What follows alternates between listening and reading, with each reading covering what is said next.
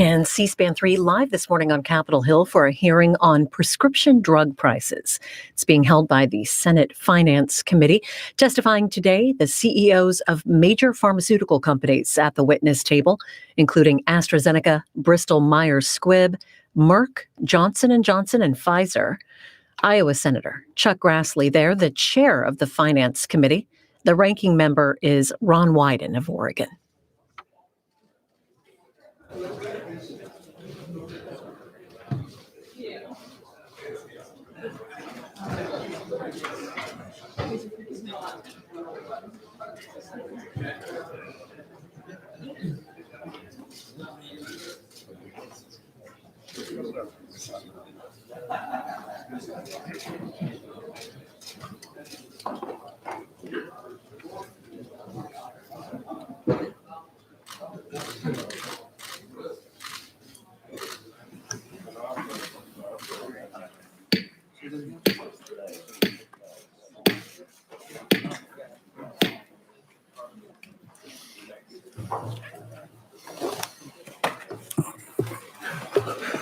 I want to welcome and to thank our witnesses for being here. We know that you put a lot of hard work into it, and the staffs and the senators have done the same thing. The information that these witnesses will share will help inform the committee as it addresses the issues of high prescription drug prices. America has a problem with the high cost of prescription medicines, whether it's about EpiPen, insulin, or other prescriptions. In the thousands of letters that I've received, Iowans have made clear that high drug prices are hurting. I've heard from people about skipping doses of their prescription drugs to make them last until the next paycheck. Of course, I'm not a doctor, but rationing's one medicine doesn't sound like the safe prescription for health and wellness that Americans want. Others have told me about leaving their prescription on the pharmacy counter because it costs too much. There's no question that researchers and doctors have developed treatments and cures for diseases where there were once no such cures or treatments.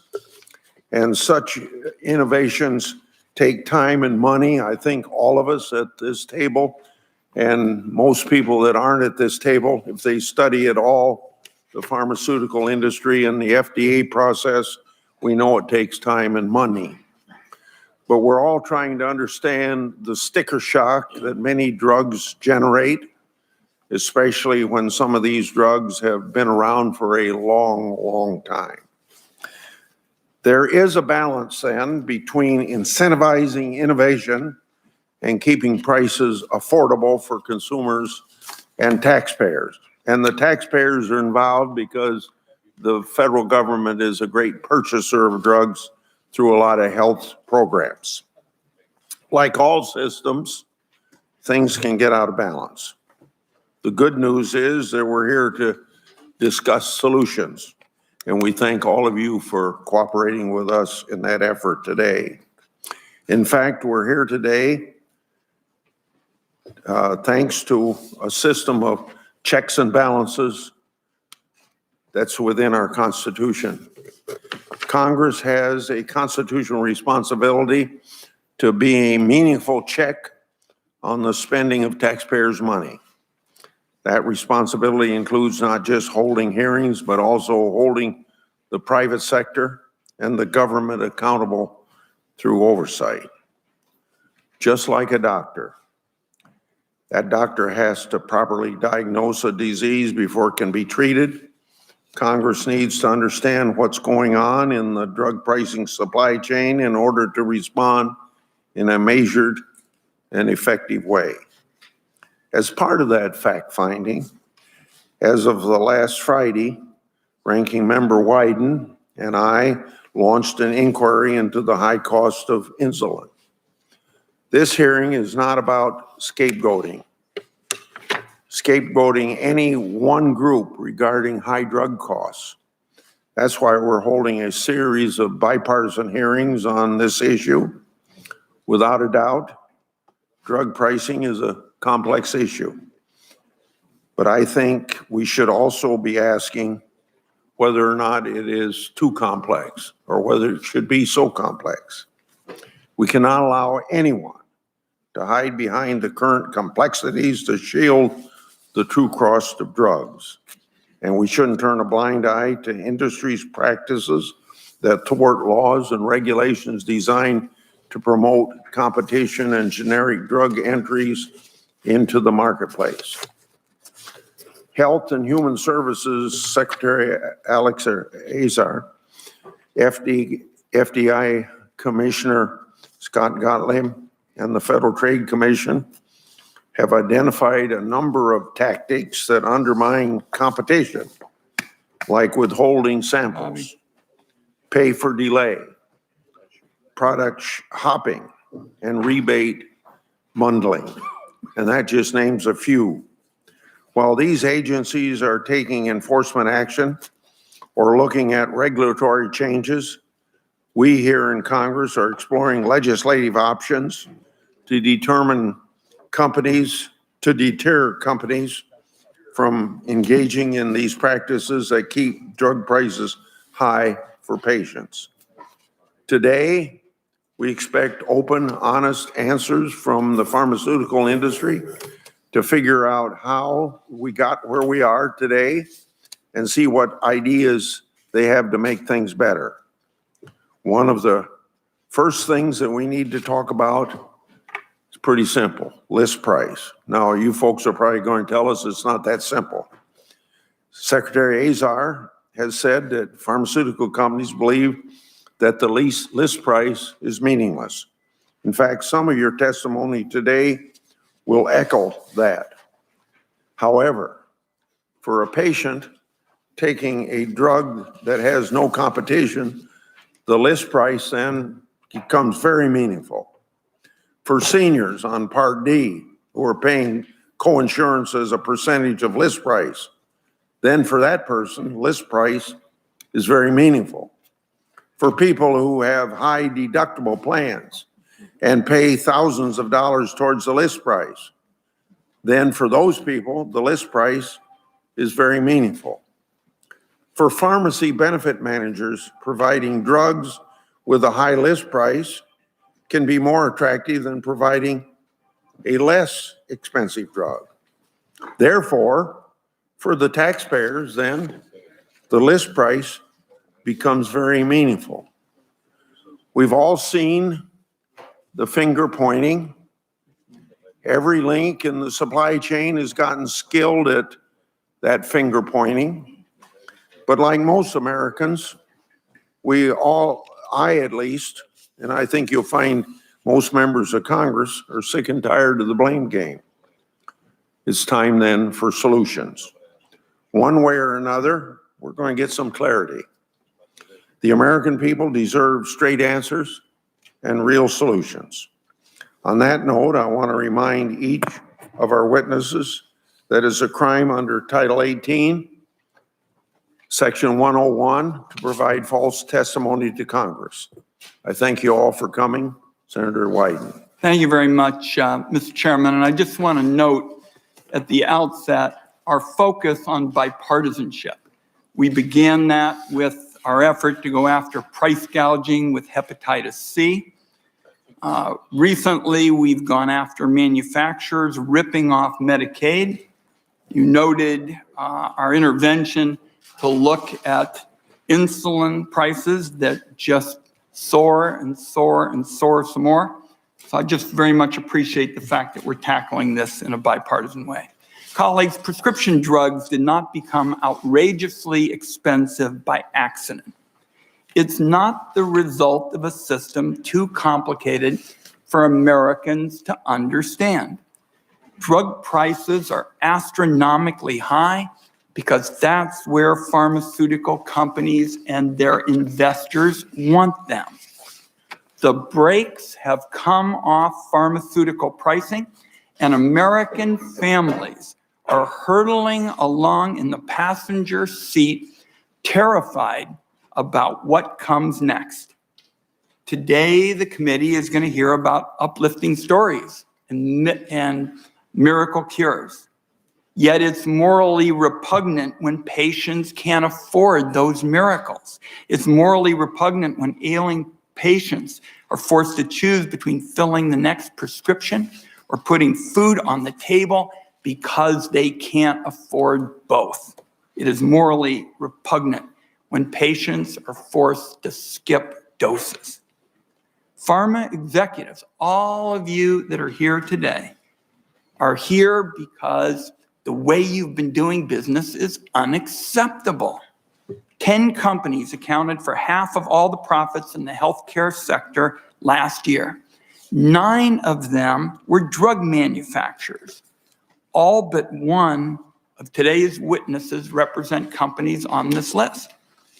Drug makers behave as if the patients and the taxpayers are unlocked ATMs full of cash to be extracted, and the shareholders are the customers that they value above anybody else.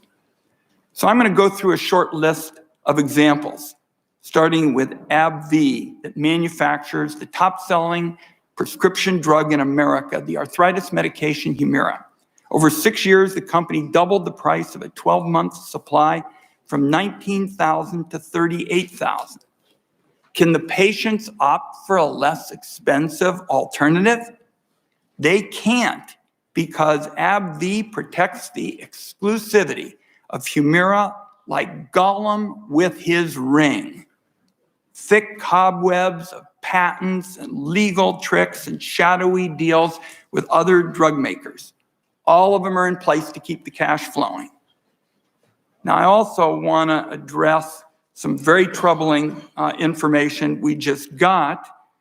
AbbVie's proxy statement. It's a document every publicly traded company has to file with the SEC. Page 37 shows that in 2017, a portion of CEO Richard Gonzalez's multi-million-dollar bonus was directly tied to sales of Humira. It appears the same incentive was in place in 2015 and 2016. In fact, the committee's review shows that all of AbbVie's top executives had the same arrangement. Mr. Gonzalez is welcome to respond, but the implication ought to be clear. From top down, AbbVie's leadership had reason to keep pushing prices and sales up. Now, Pfizer, that company gets first prize for the emptiest pricing gesture in 2018. After Stern Trump tweets, Pfizer said it would temporarily freeze the prices. But once the president got his splashy headlines, his gaze went elsewhere. Pharmacy's former CEO told investors it was back to normal. Another round of price hikes in 2019, including the pain medication Lyrica. Lyrica has increased 163% in price since 2012. Just one drug allowed Pfizer to pull in $4.5 billion in 2017. Merck gets second prize for emptiest pricing gesture of 2018. They made sweet-sounding promises after coming in under criticism, but they cut prices for drugs that essentially produce no revenue for the company. Left untouched were the cash cows, Keytruda and Januvia, which account for more than a quarter of the company's revenue. It's like promising car shoppers a great deal, except the only discounted model on the lot is an Edsel. Sanofi. This is a company wringing more and more cash out of people with an incurable disease. In 2010, a vial of this insulin cost less than $100. In 2018, it cost nearly $300. The company raised prices again in 2019. Considering the landmark breakthrough on insulin, came early in the roaring 20s, nothing could justify this sudden price hike a century later. Diabetics who can't afford the costs now self-ration and endanger their lives.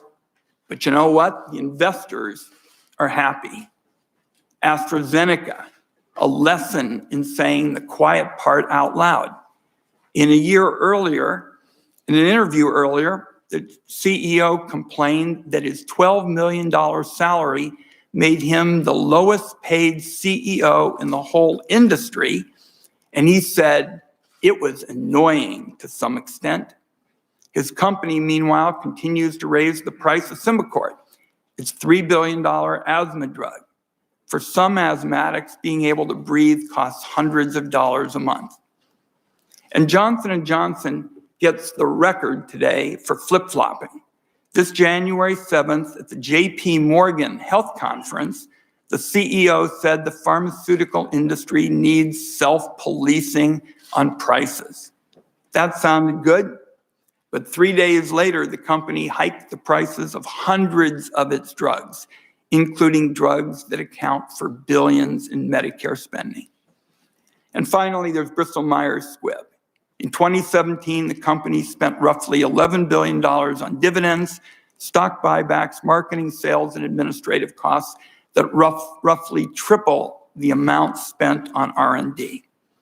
Now, I'm going to close by saying I want us to compare these concrete examples of two-faced scheming and profiteering with the central arguments that we are going to get this morning. The central argument is basically from Pharma: the fault is always somebody else's. The health plans are at fault. The pharmaceutical benefit managers are at fault. Regulators are at fault. What we know for certain is the history that pharma CEOs always say somebody else is at fault. And we're also going to hear that the list price doesn't matter, that the true costs are just so complicated. But companies don't set and raise list prices for fun. Those prices are directly tied to the amount patients pay out of pocket at pharmacy windows from sea to shining sea. They're directly tied to what taxpayers spend on healthcare programs. Then drug makers point the finger at middlemen, the pharmacy benefit managers. I have said for years, these pharmacy managers are wasteful and secretive, take their cut without proving their worth to anybody. They're going to have their day before the committee too. But those pharmacy managers don't set list prices, the manufacturers do. And by the way, the manufacturers don't offer rebates for nearly 40% of Part D brand name drugs. Those prices are going up. That's on the drug companies, not on the pharmacy managers. We're also going to hear that any changes in business as usual hurt research and development. A quick look at company finances shows that that's a fable. Revenue generated from American patients alone dwarfs what they spend on R&D worldwide. Drug makers spend as much, if not more, on those exhilarating TV ads and office-to-office salesmen as they spend on research and development. And if lower prices would diminish R&D, why don't costly dividends? Why don't stock buybacks? Is the stock price more important than inventing that next miracle cure? Even if you buy the specious argument that a drug price's list price at launch is driven by research costs, what could justify arbitrary price increases year after year, long after the research and development spending is done? Finally, we're going to hear about how patients can get coupons. But if this was so generous, why can't drug companies just lower prices across the board? I believe it's just more slick branding. Branding that allows companies to keep the status quo cash cow rolling along. I'll close with this. I was there when 7 big tobacco CEOs testified in a committee room just like this one. They lied that day. This committee, the chairman and I, expect better than that this morning. Your profits are outsized compared to others in the industry. You get a massive portion of your revenue from American taxpayers, and you bear none of the consequences of these skyrocketing prices. It is long past time to drop the excuses and take concrete action to make medicine in America more affordable. Thank you, Mr. Chairman. Yeah. Now I will introduce our 7 witnesses, but once again, to thank you for participating in this very important hearing and a very important topic. We're grateful for your participation and cooperation with our committee. The first witness is Richard Gonzalez, Chairman and Chief Executive Officer of AstraZeneca, Inc. Then we will hear from Pascal Soriat, DVM, Executive Director and Chief Executive Officer of Astra Zeneca. Then we will hear from Giovanni Carfaria, MD, Chairman of the Board and Chief Executive Officer of Bristol-Myers. Then Jennifer Tobert, Executive Vice President, Worldwide Chairman of Pharmaceuticals for Johnson & Johnson. Kenneth C. Frazier, Chairman and Chief Executive Officer of Merck & Company. Albert Bourla, DVM, PhD, Chief Executive Officer of Pfizer. And Mr. Olivier Brandicourt, MD, Chief Executive Officer of Sanofi. We welcome all of you, and we'll start in that direction. And you've been given 5 minutes, and I don't gavel you down at the end of 5 minutes, but I wish when the red light would come on, you would start to summarize if you haven't finished. So we'll start with Mr. Gonzalez. Thank you, Chairman Grassley and Ranking Member Wyden and members of the committee. I'm Richard Gonzalez, and I'm the Chief Executive Officer of AbbVie, a company dedicated to developing new innovative medicines for some of healthcare's most challenging diseases, such as cancer, Alzheimer's, viral infections, and autoimmune diseases. Since our inception in 2013, AbbVie has invested approximately $50 billion in pursuit of that goal. However, because we are tackling some of medicine's most challenging problems, solutions don't come easy, nor without significant risk. Where we have succeeded, we have been able to provide cures for fatal diseases like hepatitis C and significantly alter the disease progression for certain cancers, lessening the burden of illness on patients and on the healthcare system. This is what the 30,000 employees of AbbVie are dedicated to doing. We agree that access to life-saving medicines is a critical issue, and we look forward to sharing our perspectives with you. There is no one solution to this complex issue, but AbbVie is committed to working with the committee and others on how we can better partner in your efforts to address pharmaceutical pricing and access. AbbVie and the rest of our industry must play a role in solving these issues and be prepared to work together with the insurance industry, the administration, and you to find a better path for American patients. My remarks today will focus on one aspect of this inquiry, the Medicare Part D benefit design, which even after pharmaceutical list prices are lowered, still contributes to making innovative therapies cost prohibitive for many Medicare patients. In general, the Medicare Part D program has worked well. Its market-based structure and utilization of formularies encourages competitive price discounts that have yielded significant savings to the government since the Part D benefit went into place back in 2006. However, despite these cost savings, Part D patient out-of-pocket costs have significantly increased. Some would blame that solely on high drug prices, and we agree that price should be part of the discussion.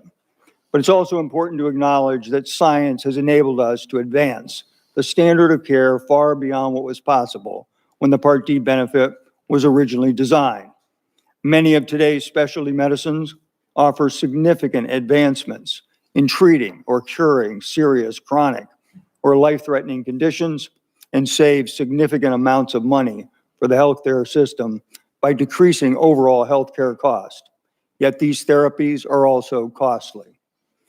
Due to the structure of the Part D benefit design, patients are charged out-of-pocket costs on a medicine's list price, which does not reflect the market-based rebates or discounts that Medicare receives. We're encouraged by the proposed rule that would reflect manufacturers' discounts in patients' Part D out-of-pocket payments.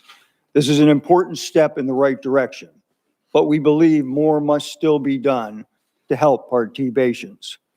Let me give you a recent real-world example that demonstrates the challenge with the current Part D benefit design and why the focus solely on list price does not fully address the access challenges. An uncured hepatitis C infection leads to downstream medical costs for surgery, chemotherapy, and radiation for patients who progress to needing a liver transplant or having liver cancer. Today, we can cure hepatitis C with drugs. This cure is highly cost-effective for the overall healthcare system. In 2017, AbbVie launched Maverick, a highly effective cure for HCV. At the time, the list prices for the competitive alternatives were as high as $94,500 for the most commonly prescribed treatment duration. We launched Maverick at a list price that was 72% lower. But even though we cut the list price of an HCV cure for most patients by 72%, Medicare Part D patients' out-of-pocket obligations are still too high for many patients to access this medicine. We believe it is important that discussions about access and affordability include a focus on how to alleviate Medicare Part D out-of-pocket burdens above and beyond just lowering list price. We are prepared to step up and discuss how companies like ours can shoulder more of the burden of the patient out-of-pocket expense, as we do in other areas. We believe AbbVie, the rest of the pharmaceutical industry, and the insurance providers should come together with the administration and you to work towards solutions that make life-changing medicines more affordable to Part D patients. I can assure you, AbbVie is committed to doing its part, and we look forward to working with you. Thank you. Mr. Surratt. Chairman Grassley, Ranking Member White, and members of the committee, good morning. I appreciate the invitation to address concerns regarding the pricing of medicines in the United States. My name is Pascal Soriot, and I'm the CEO of AstraZeneca.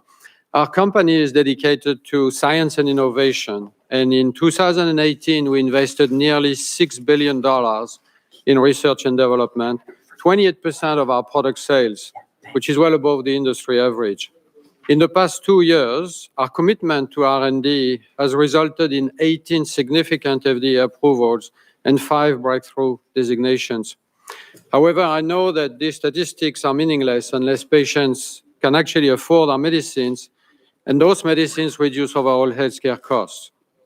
I'm here to discuss how we can work with other stakeholders to take specific actions that address pricing concerns. My first proposal is that we move away from the current rebate system while continuing to work with payers and PBMs to ensure robust negotiations. The current system is built on high list prices coupled with rebates. This is not sustainable, and all of us have a role to play. For example, estimates for 2018 show that across our medicines, our average rebate is nearly 50% of our gross revenues in the US. Despite this, in recent years, in our primary care portfolio, we have seen flat to declining net effective prices for most of our medicines. As a company, upon government action, eliminating rebates in commercial and in Part D, we're prepared to reduce our list prices by an equivalent amount of rebates, less the appropriate market-based fees to those in the supply chain. This would actually reduce overall costs, not only for patients, but also for the government. My second proposal is that if a change of the current system is not possible, A portion of discounts and rebates could be used to create out-of-pocket caps for Medicare patients. This approach is used successfully in some other countries and actually gives patients greater certainty in their out-of-pocket costs.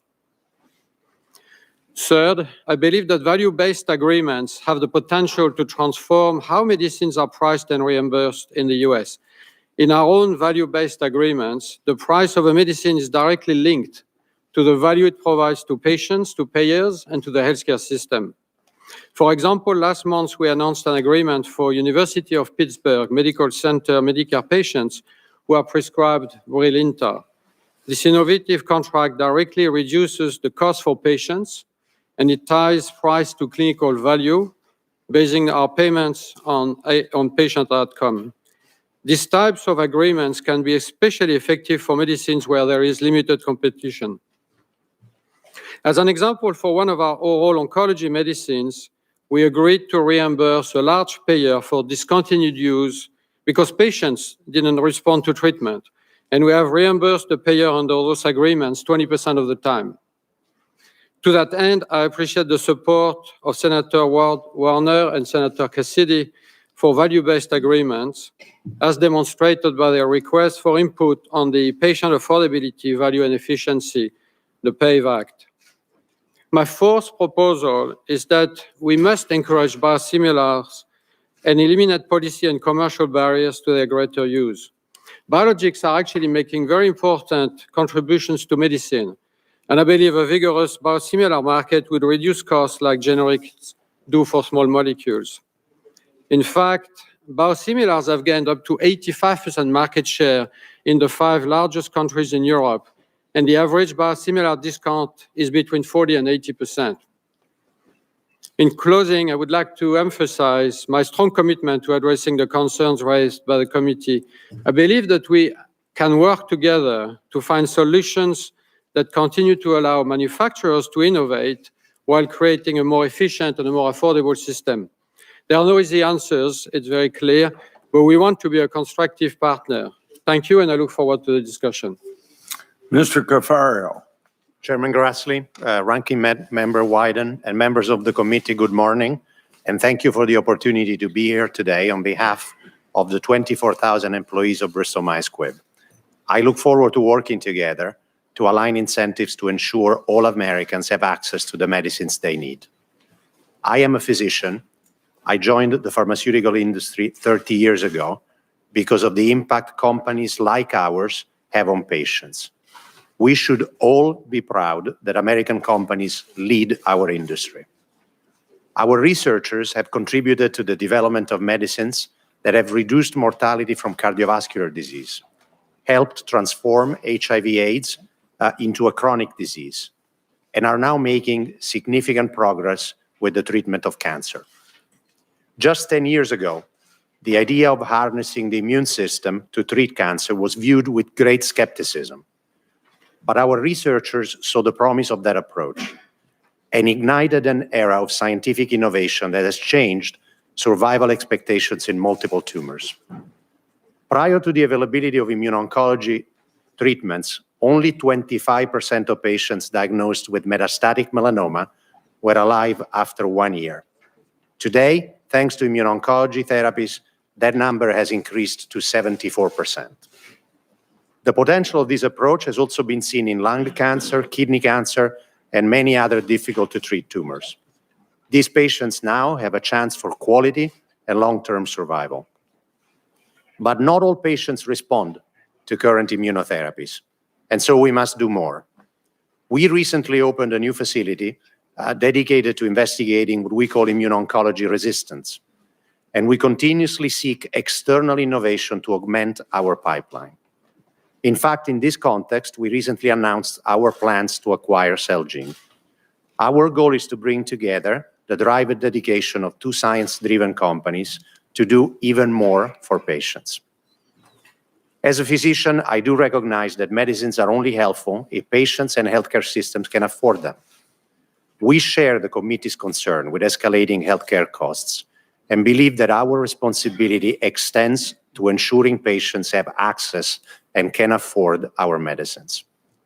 For this reason, the average net pricing across our US portfolio of medicines increased by 5% or less year over year for the last 5 years.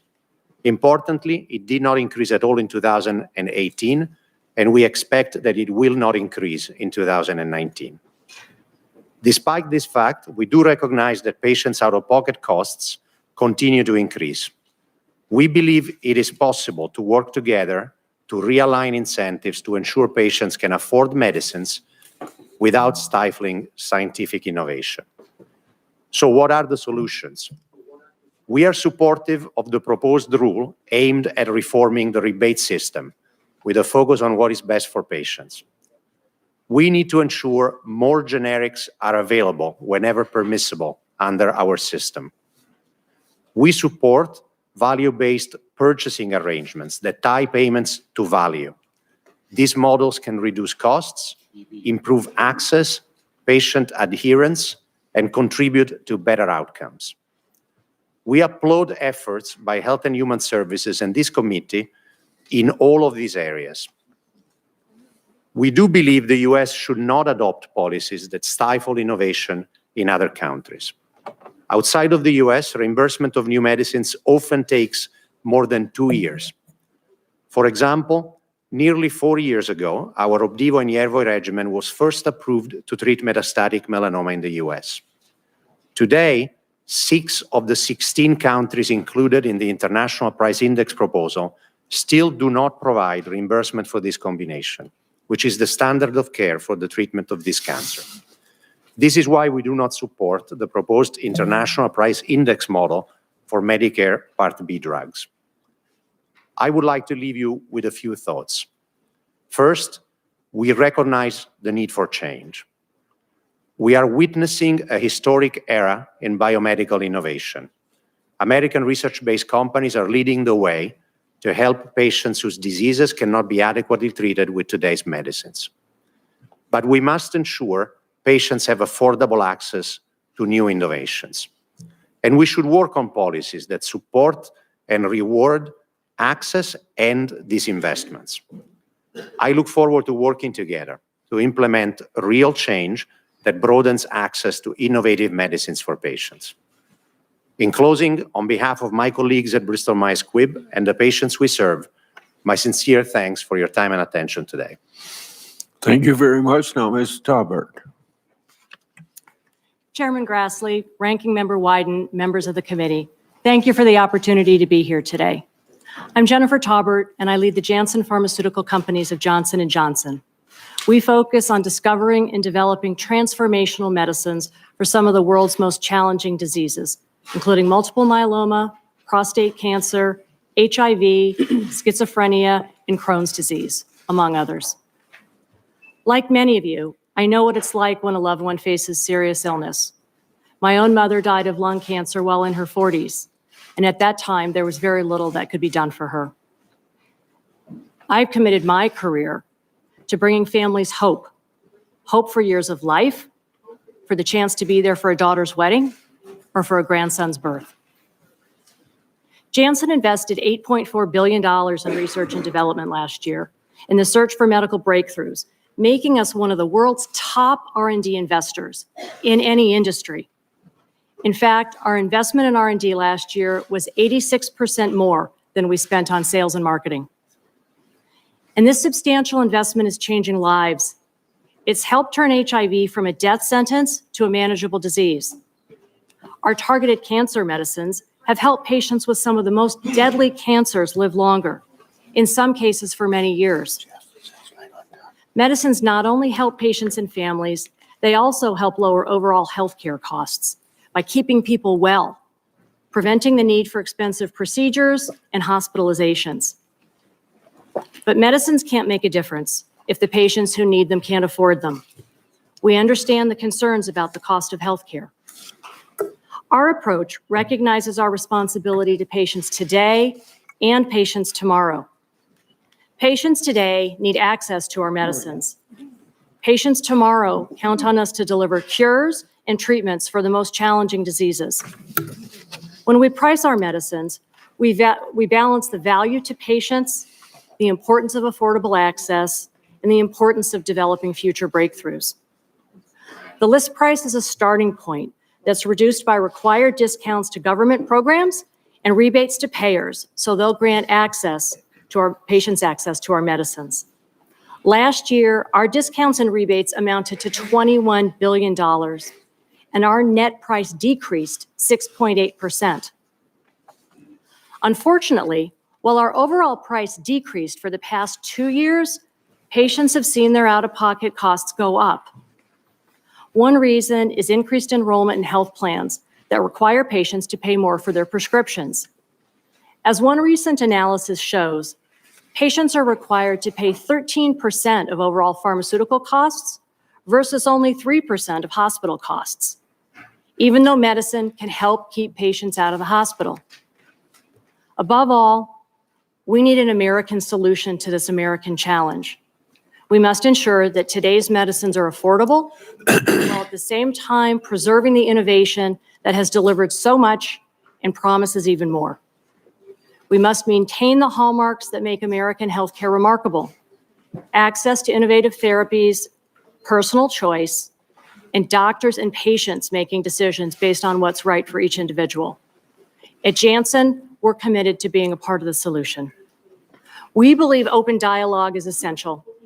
That's why in 2016, we began issuing the Janssen Transparency Report, sharing information about how we invest our resources, price our medicine, and help people access them. And we recently announced our plan to include list price and potential patient out-of-pocket costs in our direct-to-consumer TV advertising. In the same spirit of open dialogue, we've consistently brought forward ideas and perspectives to both Congress and the administration to fix what's not working while preserving what is. We've included more details in our submitted testimony, but I want to touch on a few points today. First, while Medicare Part D is working for many seniors and has been effective in containing costs, we believe an out-of-pocket cap is a needed protection. Second, in Medicare Part B, we've proposed options that would allow Medicare to continue to achieve negotiated savings through market competition while reducing costs.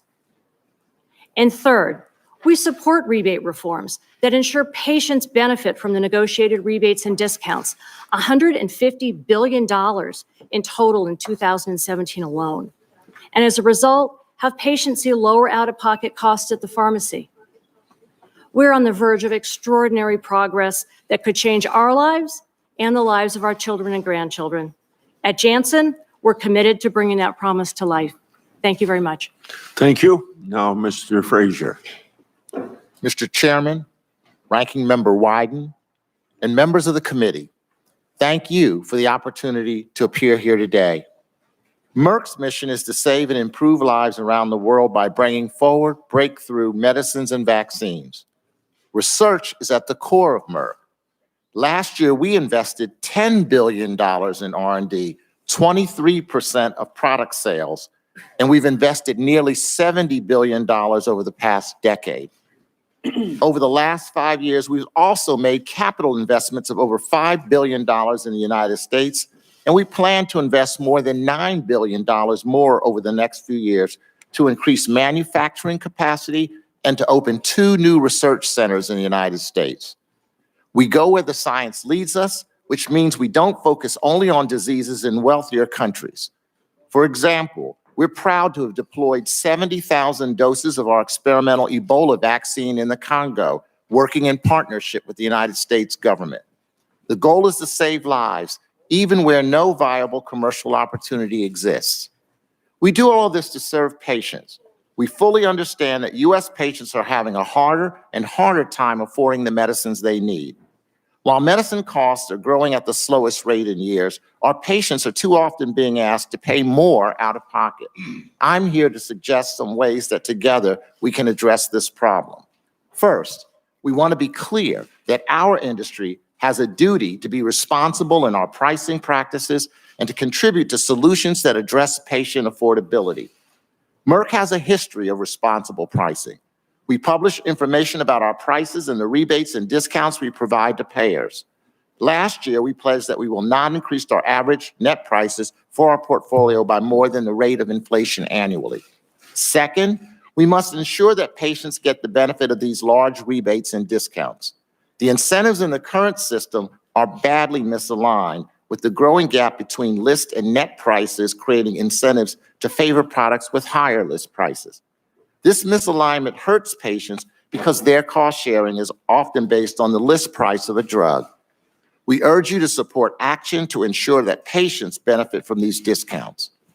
Third, we can significantly reduce drug spending for patients in the healthcare system by ensuring that we have a viable biosimilars market in the United States. We urge Congress to encourage and support greater biosimilar utilization. Fourth, we believe that prices can better align with the drug's value when manufacturers and payers are able to negotiate innovative contracts that base payment on a drug's benefits. We need to move to this type of system, but there remain major regulatory and operational obstacles to such value-based arrangements, which we urge Congress to address. We agree that manufacturers should be rewarded based on the value that our therapies deliver. Fifth, we support efforts to encourage generic competition. A version of Chairman Grassley's CREATES Act and similar policies could make needed reforms to encourage generic competition and ensure there is no inappropriate gaming of the system. We also support eliminating coupons in cases where brand name generic competition exists. Finally, we would like to work with the committee to find ways to end price gouging by some who excessively increase off-patent drug prices where there's no competition. These high prices hurt patients and they don't create incentives for research. These changes could bring real relief to today's patients while preserving the incentives to invest in tomorrow's breakthroughs. Decades of research investment are now yielding life-changing discoveries. If we damage the biomedical ecosystem that thrives on these investments, we'll surely limit what can be achieved for patients in society. The single most important thing we do at Merck is to persist in making large and risky investments in R&D that allow our thousands of researchers to sit at their lab benches to try to create something transformative, despite the overwhelming odds that their efforts will not succeed, since more than 9 out of 10 compounds fail. I'd like to end on a brief personal note. My mother died when I was a child, and my siblings and I were raised by my father. He was a giant in my life, and I was devastated when Alzheimer's took him away from us. Last year, after spending many years and over $1 billion, Merck had to end development of a promising Alzheimer's therapy because it didn't work. Yet we continue on seeking better approaches, and I truly believe that Merck or one of the other companies at this table will find a medicine that will avoid the pain of seeing a loved one taken away from them in this way. This vital work depends on having a U.S. market that is free, competitive, and predictable. We must work together to solve the affordability challenge of today's patients without jeopardizing the hopes of those waiting for tomorrow's cures. The changes I've discussed today have the potential to vastly improve the market while lessening the financial hardships many people face. I am here to pledge Merck's cooperation with you in creating such changes. Thank you very much. Thank you, Mr. Frazier. Now, Dr. Burla. Good morning, Chairman Grassley, Ranking Member Wyden, and members of the committee. Thank you for the invitation. My name is Albert Burla. I have been with Pfizer 26 years and just last month became its Chief Executive Officer. I have to say that today I'm particularly humbled to take part in such an important policy discussion within the United States Senate.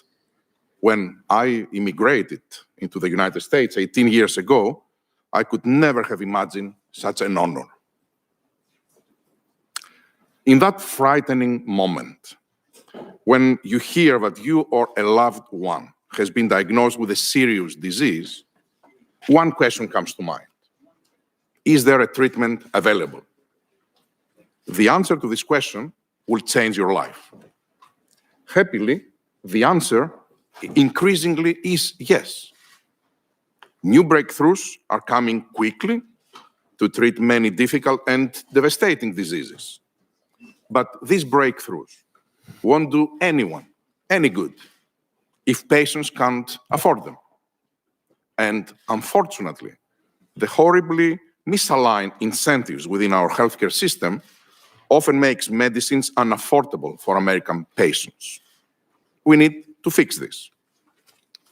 Today, we would like to propose 4 ideas to drive meaningful savings for patients. The first idea is passing all rebates to patients. Pfizer supports a system in which transparent, upfront discounts directly benefit patients, rather than a system which rebates are swallowed up by the supply chain. In the current system, for example, none of the approximately $12 billion that Pfizer paid in rebates in 2018 found its way to American patients. If the proposed rule to share rebates with consumers at the point of sale is finalized, we estimate that seniors taking Pfizer medicines could save hundreds of dollars per year on average. The second idea is less value, less pay. Imagine a system where Pfizer gets paid based on the number of heart attacks we prevented, rather than on the number of pills we sold. In such a system, if our medicines do not produce good results, we should be paid less. And if they do, we should be paid more. Such value-based payment arrangements, if done correctly, can align the interests of patients, insurance companies, and biopharmaceutical companies around one shared goal: ensuring positive health outcomes for patients. I understand that several members of this committee are working on legislation to pave the way for these types of arrangements, and we applaud this effort. The third idea is around capping seniors' out-of-pocket medicine costs. Patients are increasingly being required to take on a disproportionately higher share of their medicines costs. Today, patients pay on average 14% of the cost of their medicines, but they pay only 3% of the cost associated with hospital stays, for example. This is forcing patients to forgo taking needed medications or to limit their doses. This is bad, not only for patients, but also for overall system cost. Patients who do not take their medicines often end up in the hospital, costing much more to the system. An important first step is capping out-of-pocket costs seniors experience in the Medicare drug program. And the fourth idea is to knock down barriers to lower-cost biosimilars. Others have spoken about it. Adverse incentives that favor higher-cost biologics are keeping biosimilars from reaching patients. In many cases, insurance companies decline to include lower-cost biosimilars in their formularies because they would risk losing the rebates from covering higher-cost medicines. I can't think of a more concerning example of a broken system, and we need to do something about it. In closing, Pfizer is all about breakthroughs that change patients' lives. This is why our more than 90,000 colleagues, many of whom work in laboratories and manufacturing plants in states represented by members of this committee, come to work every day. And it is why we are here today, to work with you and all stakeholders to find ways to ensure we can continue to discover medicines that can change patients' lives. Thank you. Now, Mr. Brandicore. Chairman Grassley, Ranking Member Wyden, and members of the committee, thank you for the opportunity to appear before the Senate Committee on Finance to discuss pharmaceutical pricing, affordability, and patient access. I'm Olivier Brandicore, the Chief Executive Officer of Sanofi. I understand the anger about rising out-of-pocket costs for many medicines, including insulins. I appreciate the confusion as to why patient costs continue to rise, even when the amount that PBMs and health plans pay declines. This situation is unacceptable and unsustainable for too many patients. My goal today is to have an honest, transparent discussion about how the system works and how it can be improved. As you may know, 2 years ago, Sanofi announced our progressive and industry-leading principles. First, we made a pledge to keep price increases at or below the US national health expenditure projected growth rate. Second, we committed to providing a clear rationale for pricing when we launch new medicines. And third, we have increased transparency by providing each year information about our list and net prices across all of our medicines. In 2018, the average aggregate list price increase across all Sanofi medicines in the US was 4.6%, while the average aggregate net price, that is the price actually paid to Sanofi, declined by 8%. The declining average aggregate net price in 2018 represents the third consecutive year in which the amount paid by payers across all of our medicines went down. I feel a special obligation to address the pressing issues around access and affordability of our insulins. Insulin is a clear example of the growing gap between list and net prices. Since 2012, the net price of Sanofi insulins has declined 25%. Yet, patient out-of-pocket costs have continued to rise.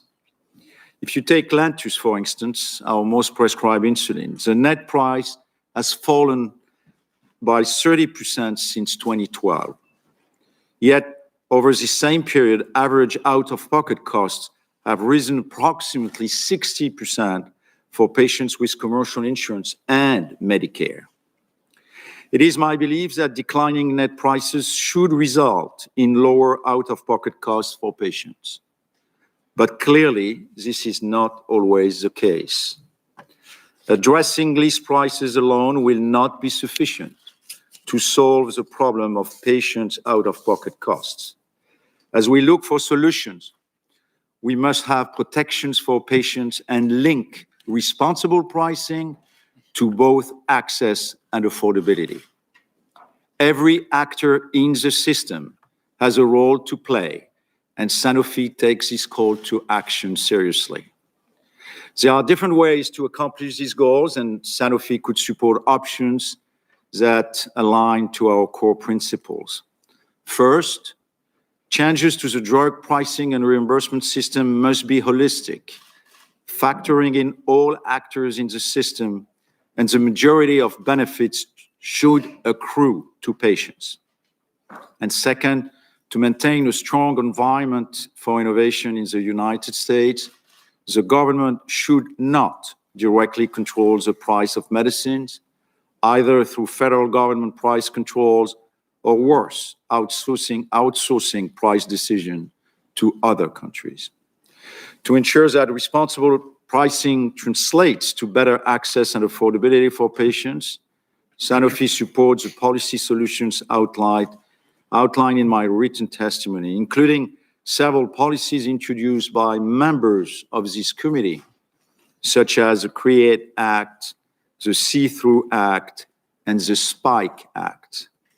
So thank you for the invitation to speak with you today, and I look forward to answering your questions. I thank all of you for your testimony, and I think I heard from each of you that you're willing to work with us and people in the administration to find solutions to these problems. I welcome that sort of cooperation, and just implore you that that cooperation will have to go on weeks beyond this hearing, because we would not expect to get all the information we need just at this hearing. Now we will go to questioning. Don't start my clock yet. I haven't asked my questions yet. Before I ask questions, if I could have, obviously we got a very important meeting here. We got 7 witnesses. We got 24, 25 members of this committee.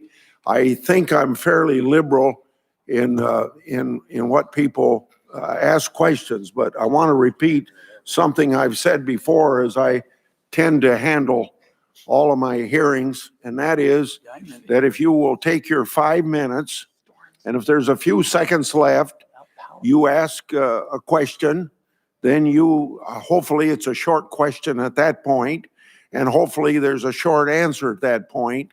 All that irritates me about that process is when somebody thinks they can have back and forth for 3 or 4 minutes after you ask your last question. So I'm asking you if you'd please be tolerant towards people who abide by the 5 minutes, to be respectful of that, so that everybody gets a chance to ask questions. Now my 5 minutes starts. I want to thank those of you who are here who said you would be supportive of legislation that I have been backing for a long period of time, CREATES, which is sponsored by Senator Klobuchar Senator Leahy and this senator, Pay for Delay by Senator Klobuchar and this senator. Those are bipartisan bills. One other bipartisan bill that you probably don't know about yet, but it's introduced by Senator Wyden and me a couple weeks ago, called the Right Rebate Act, which would close a loophole that was exploited by Mylan in the EpiPen case. So leading to my questions, starting off where Ranking Member Wyden and I have been working before I became chairman of this committee again. We investigated a lot about Gilead's pricing decisions for hepatitis C drugs. During that investigation, we acquired a document that listed some factors that Gilead considered when it priced those drugs. Those factors included the risk of quote unquote public outcry, or the likelihood of a letter from Congress, or the likelihood of a congressional hearing. So taking off from that point, and very simple questions to answer, I think, so I want a yes or no from each of you. When your company prices its drugs, do you consider the risk of negative public opinion in the pricing of that drug? We'll start with Envy. Can you answer yes or no? Yes, we do. Yes, you do. Okay. What about AstraZeneca? Yes, we do, Senator, amongst other factors, of course, but we do. Okay. What about Bristol-Myers? Yes, we do, Senator, among many factors. Okay. Johnson & Johnson? Yes, we do, Senator, as well as affordable access to the medicines for the patients. Okay. What about Merck? Yes, we do, among other factors. Okay. And what about Pfizer? Yes, we do, among other factors. And what about Sanofi? Yes, we do, among other factors. Okay. Thank you. Another yes or no question. When determining list price, do you consider the likelihood of a congressional inquiry? Start with Abby. No, we did not. What about AstraZeneca? No, we did not, Senator. What about Bristol-Myers? No, Senator, we have not. And what about Johnson & Johnson? No, Senator, we do not. Okay. And Merck? Not explicitly. I would say we do care what the public thinks. Okay. And what about Pfizer? Yeah, we do not think. Okay. What about Sanofi? Same, Senator, and we do not. Okay. Then I would have another yes or no question. When your company prices its drugs, do you take into account the fact that a key player is the federal government? Let's start with EBVE. We evaluate all the channels when we make determinations on price and affordability. Okay, so that obviously would include the federal government. Correct. AstraZeneca. Yes, we do the same approach, Senator, and of course, the federal government is a very key aspect of our deliberations. Okay, Bristol-Myers. Yes, Senator, because the federal government is a large part of our. Okay, Johnson & Johnson. Yes, we take into account the value to patients, the healthcare system, and society, and the government is a key part. Okay, and Merck. Yes. Okay, and Pfizer. Absolutely. And Sanofi. Yes. Okay, my last question, yes or no? Some of you have voiced support for the recent rebate rule proposed by the administration. Should the administration finalize this rule, will you commit to lowering your drug prices? Mr. Chairman, we are supportive of the rule. We'd like to see it in its final form, obviously, to make a final decision, but we are supportive of taking the discount to the patient at the point of sale. Okay, AstraZeneca. The same for us, Senator. I would go one step further. If the rebates were removed from the commercial sector as well, we would definitely reduce our list prices. Okay, and Bristol. We have the same positions. Okay, and Johnson & Johnson. Yes, we're supportive, and that definitely would be my goal. We would just need to see in the final legislation, it's provided that there aren't additional fees that are added into the system to compensate for the rebates. Okay, Merck. I would expect that our prices would go down if we change the system, again, on the commercial side as well as the Medicare side. Okay, Pfizer. It is very clear intention that we will not keep a single dollar from these rebates. We will try to move every single penny to the patients. And we think if this goes also to the commercial plans, that will be even better for more patients. Okay, Sanofi. Lowering list price has to be linked to better access and affordability at the counter for the patients. Okay, I want my fellow colleagues to know that I stopped at 5 minutes and 26 seconds. Senator White. Thank you, Mr. Chairman. Let me start, if I could, with you, Mr. Borla, on this list price question. And I want to see if we can do a couple of yes or no questions. Is it correct that your company and nobody else sets the starting price for all drugs sold by Pfizer? It's a yes or no. It is a negotiation with PBMs, and they are very powerful. But you still get to set the list price. Yes, but we set the list Okay. price and the rebate levels based on. Is it correct when a hypothetical patient, let's call her Mrs. Jones, goes to pay for her drug at the pharmacy counter, her coinsurance is based on the price of the drug you set? It is correct in many cases. Okay. I just want you all to know that the number one reason consumers are getting hammered is because these list prices, which you have the last word with respect to where they are unaffordable. And the high prices are tied to what the consumer pays at the pharmacy counter. And all this other stuff you talk about, the rebates and the discounts and the coupons, all this other stuff is window dressing, all of it. And the fact is, on Part D, 40% of the drugs don't even have a rebate. So I want it understood, particularly because I've asked you, Mr. Borla, I think you and others in the industry are stonewalling on the key issue, which is actually lowering list prices. And reducing those list prices are the easiest way for American consumers to pay less at the pharmacy counter. Now, Mr. Gonzalez, I want to ask you some questions relating to the international pricing situation. Drug prices are much higher in the United States than in other developed countries, on average 40% higher. In 2017, AbbVie made $9.9 billion in revenue outside the United States. So my first question to you is, do you make a profit on the drugs that you sell in Germany or in France? Yes, we do. So if you do, and you have said that that's the case, if you can turn a profit in a country with dramatically lower prices, you can do the same thing in the United States. How is that not gouging the American consumer with high prices, even though you're giving other people in Western industrialized countries a better deal? Senator, it's a great question. And the reality is, and I don't think it's just unique to AbbVie, is that prices vary dramatically around the world.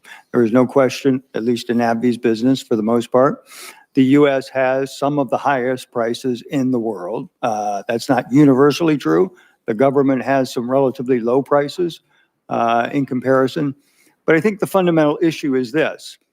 Our system is built around a variety of pricing around the world, but that overall system supports our R&D model. If a market at the size of the United States were to collapse to the lower end of that pricing model, then I can just tell you AbbVie would not be able to invest the level of R&D that it invests today.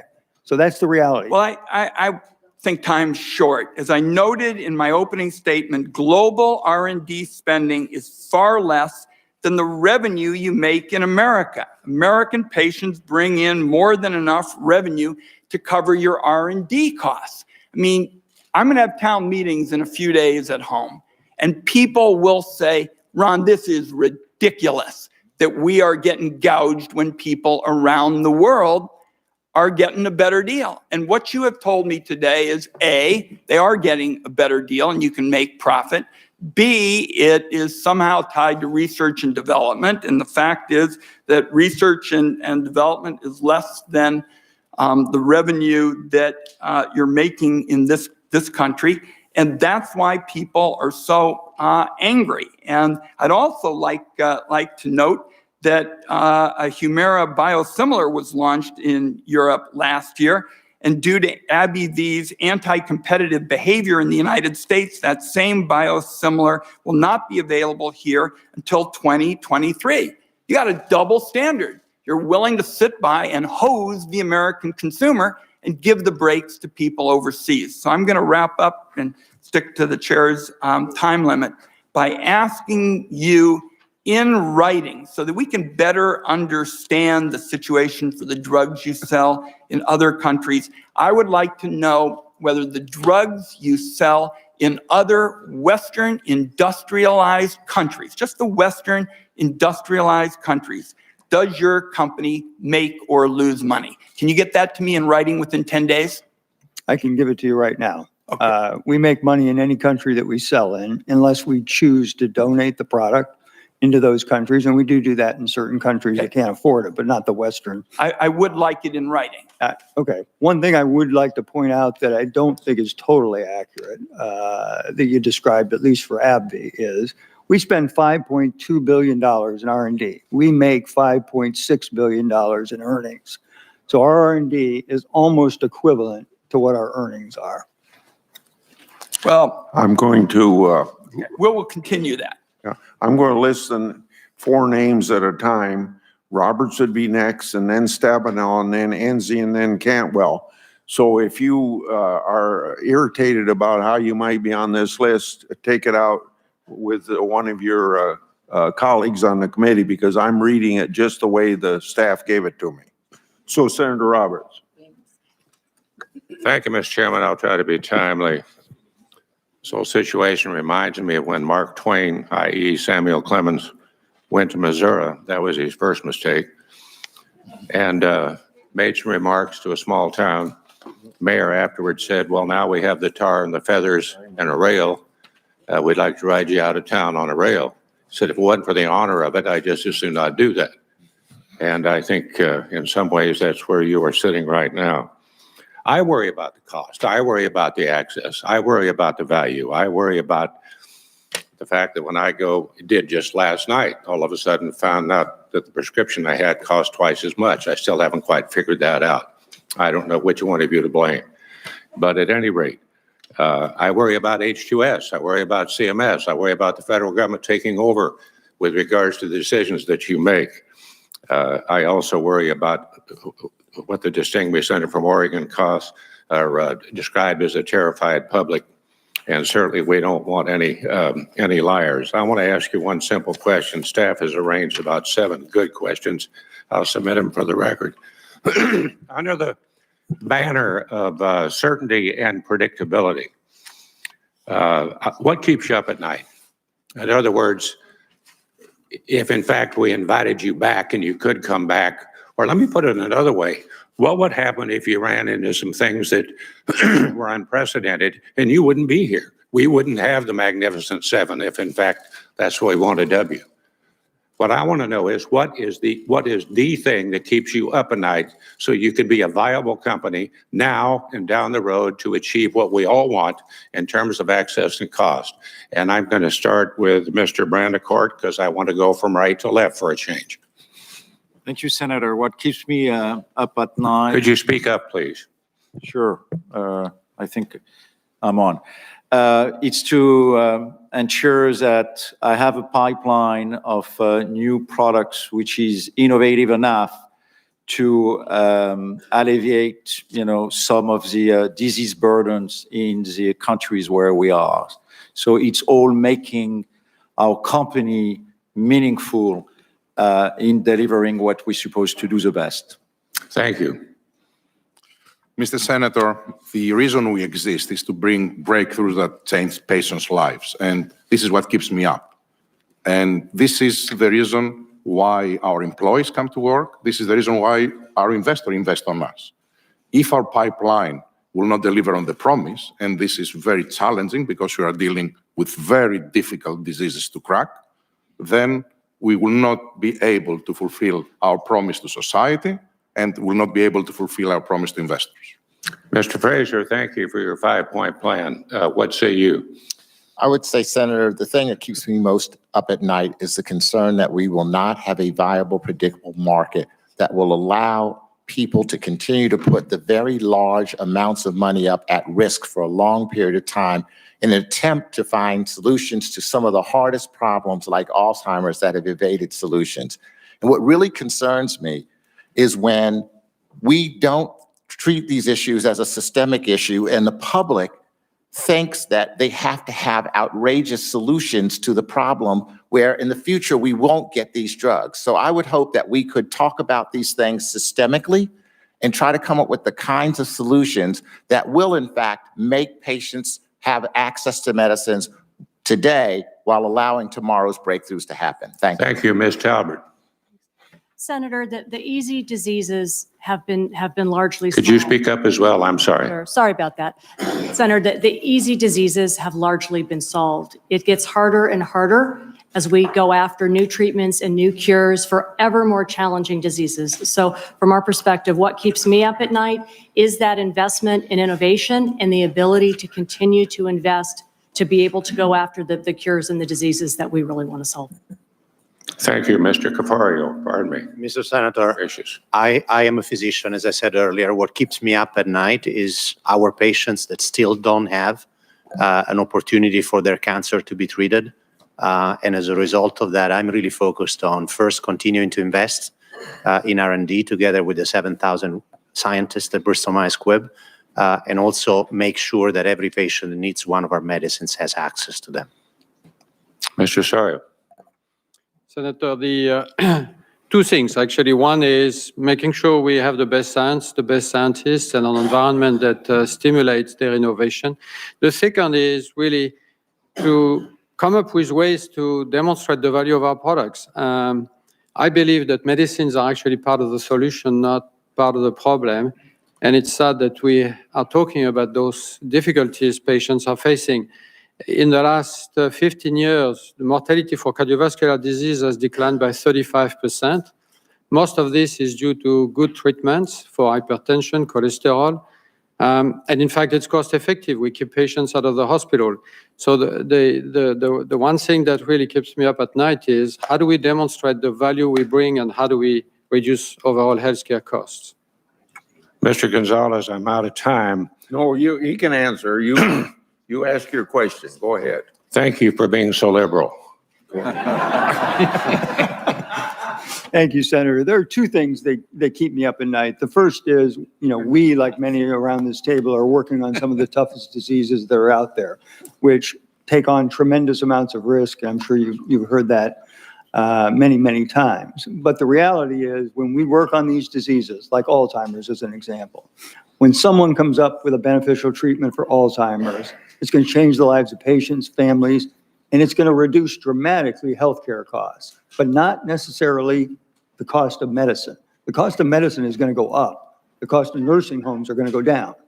And systems have a very difficult time trying to measure that benefit. But the reality is, when you're working in these areas with these kind of innovative diseases, that is the ultimate payback that the system has to be able to evaluate. Senator Stabenow. Thank you. Thank you very much, Mr. Chairman and Ranking Member, and thank you for being here. I'll tell you what keeps people in Michigan up late at night. It's the cost of life-saving medicine for themselves, their children, their parents, and so that's why it's important that we're here. And I'm glad we're talking about research, because I'd like to step back a moment and talk about who basically is funding research, and I hope you will say thank you to the American taxpayer, because American families fund the National Institute of Health. A recent report found that NIH funding research contributed to every single one of the 210 new drugs approved by the FDA from 2010 to 2016, and that American taxpayers contributed more than $200 billion in grants. $200 billion in grants to your companies and others. Grants, not loans, grants to developing these drugs. That's about 200,000 years of accumulated research. And I support that, because the basic research is something that I believe we all need to share in. At the same time, when you then go from there and are doing R&D, you can write that off your taxes, so American taxpayers subsidize you again. Now, according to the most recent SEC filings, the 7 companies, all of you here today, have spent about $80 billion on selling, marketing, and administrative expenses last year, which was $22 billion more than you spent on R&D. So let's just be clear on this. And American taxpayers, we are happy to help you be able to develop these drugs, but I can tell you the people in Michigan just feel that the bargain ought to be that they ought to be able to afford the medicine after they have helped to develop it. Between 2006 and 2015, the largest 25 drug companies enjoyed an average annual profit of between 15 and 20%. Most other large Fortune 500 companies saw between 4 and 9%. I know the auto industry would love to get the kind of profits that you have, but the reality is that if people don't buy a car, they don't buy furniture, their life is not threatened. If they can't buy your product, it may be. So that's why this is so important today. And Mr. Gonzalez, I want to specifically start with you, because Humira is the world's best-selling drug. It treats arthritis, Crohn's disease, as we know, ulcerative colitis. And you introduced the drug in 2003. In 2017, it generated $18.4 billion in revenue, And if Humira was its own company, it would be among the Fortune 500 companies all by itself. So let's talk about this, because the average person on Medicare is earning $26,000 a year. The price of your drug started high and has gone higher to a point now where it is as much as $50,000 a year.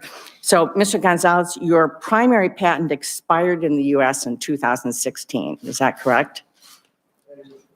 And you have more than 100 other kinds of patents for processes and techniques and so on. And so, in fact, according to a report, Broad U.S. Humira Patent Estate, some of the patents go up to 2034, which gives you about 31 years of patent protection. That's a pretty good deal on this successful drug. When we look at what is happening around, well, let me first ask this. Has the drug itself gotten any better with all the new patents? I think as you look at the evolution of the patent portfolio that is around Humira, it's important to keep in perspective that that patent portfolio evolved as we discovered and learned new things about Humira. In particular, as we discovered that this particular molecule could be utilized across a large number of different disease states. And I'm going to, unfortunately, in the interest of time, I appreciate that and would want to follow up in writing, but as I understand it, the chemical formula is the same. And so it's a question of how we use the patent system. But to look at in Europe, when your patents expired in the fall of 2018 and 2 biosimilars came on the market, your prices there were already lower than in the US, but now you're offering, I understand, up to 80% discounts to be able to continue to compete in Europe. Why don't you, with all of the support from American taxpayers on this drug, why don't you offer the same low price to American families? Because Humira plays a very important role in AbbVie's overall funding of R&D. And I think it's fundamentally underpinned by the fact that if you look at these inventions that we've created that are patented, as I said, they included a number of different diseases for which Humira was effective, and they evolved over time. We think we have struck a reasonable balance. We have now licensed 7 biosimilar players to the entire portfolio, so they can use that portfolio to go out and copy Humira. We've given licenses to them that they'll all enter the market in 2023. The earliest patent to expire in that portfolio is June of 2022. So literally 7 biosimilars will come in within a year. Mr. Gonzalez, I know my time is up. Let me just say, I think that you charge more here because you can. And American taxpayers are subsidizing all of you to be able to have incredibly high profits, the fastest growing part of the healthcare system. And I think the people in Michigan and across the country deserve better. They need to be able to afford the medicine and not have to go to another country to get it. Senator Cantwell. Thank you, Mr. Because Senator Enzi, if he comes back, we'll call on him next. That's the way it goes, huh? You go ahead. Thank you. Thank you, Mr. Chairman. I wanted to get feedback on the market type mechanisms and whether they would drive down costs to purchasers and to consumers. So concepts like allowing states to negotiate on behalf of a population for healthcare plans, like the basic health plan in New York. Does that drive down costs?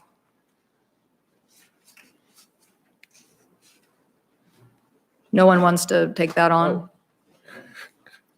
Thank you, Senator. I didn't know who the question was addressed to. I think, first of all, it's important to recognize that there is no single market for drugs in this country. So, for example, we're on limited time, and I appreciate the chairman's great efforts. No, I'm just trying to get yes and no answers, whether these concepts drive, whether you believe they do. If it's a hard question to answer, it just tells me something about how willing you are going to be to help us with this problem. So my point is this: states negotiating on drug prices on behalf of a group of citizens, does it drive down price for consumers, in your opinion? Yes or no? I would have to say, depending on the system, it could very well do that. But I think it will do that at the expense of a system, for example, in our Medicare system that has come in at 50% of what it was projected to be. I want to come back to an issue that was raised at the beginning about the affordability. And if you'll just allow me, a significant issue in our system is that patients pay 13% against the list price for drugs when they pay 3% against a lower negotiated price for other medical services. I think the primary issue in our country now is out-of-pocket costs. 13% is much higher than 3%. And if we were designing a system, we would never design a system that actually taxes the sicker people to pay for the healthy people. Okay, I'm asking a really basic question. Like the VA's ability to negotiate on drug prices, do you think that states having that same ability drives down price? I would say that the VA would get a lower price and the states would get a lower price if you're willing to go into an environment where that could be imposed by states. Well, or the federal government. But in one example, which I think you are familiar with, because I do think you're involved with hepatitis C drugs, Washington's Medicaid program is, continuing to think about a Netflix model where you buy the best, the lowest per unit cost and cover more people. Do you think that model works in driving down cost to consumers? I think that could work to drive down costs to consumers, no question. As long as you have the state, quote, negotiating, I would object to the word very frequently. When we deal with governments outside the United States, people use the word negotiations. Those prices are imposed. Well, someone who is negotiating on behalf of the patients they're trying to cover, negotiates with you or other drug companies on whether they're going to meet that discount. They're using market force of bundling up and leverage. I call it a Costco model. If you buy in bulk, you get a discount. We're clearly doing it with the VA. The question debated here is whether we should spread that out to cover more federal programs, which is what is being done in Canada, and whether we should use those same market forces in allowing states to negotiate, at least for the working poor in this country, a better deal than they can get because they work, for employers that don't cover them. So I think if you guys can't even agree that these basic market functions that allow people to buy in bulk and get a discount are good ideas for consumers, then I don't think you're going to come up with anything we're going to agree on here, because these are market functions, basic market functions. Anybody else want to add whether they believe in these market functions?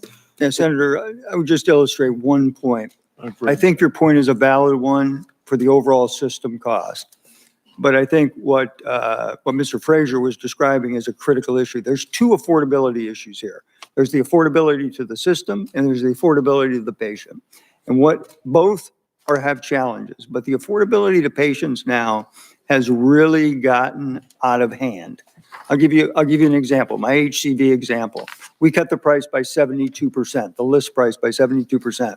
The out-of-pocket costs in Medicare is $3,250. The same patient that couldn't afford the out-of-pocket cost at $7,000, unfortunately, can't afford $3,250. Well, I will tell you what is absurd is the fact that you got a $6.3 billion tax break in the last tax bill, and you can't even say that you're for basic market functions like giving people discounts when they're bundled and you get volume. So I guess we'll have a tough time coming to something, but I know people here are going to want basic market functions to drive down costs for consumers. Thank you, Mr. Chairman.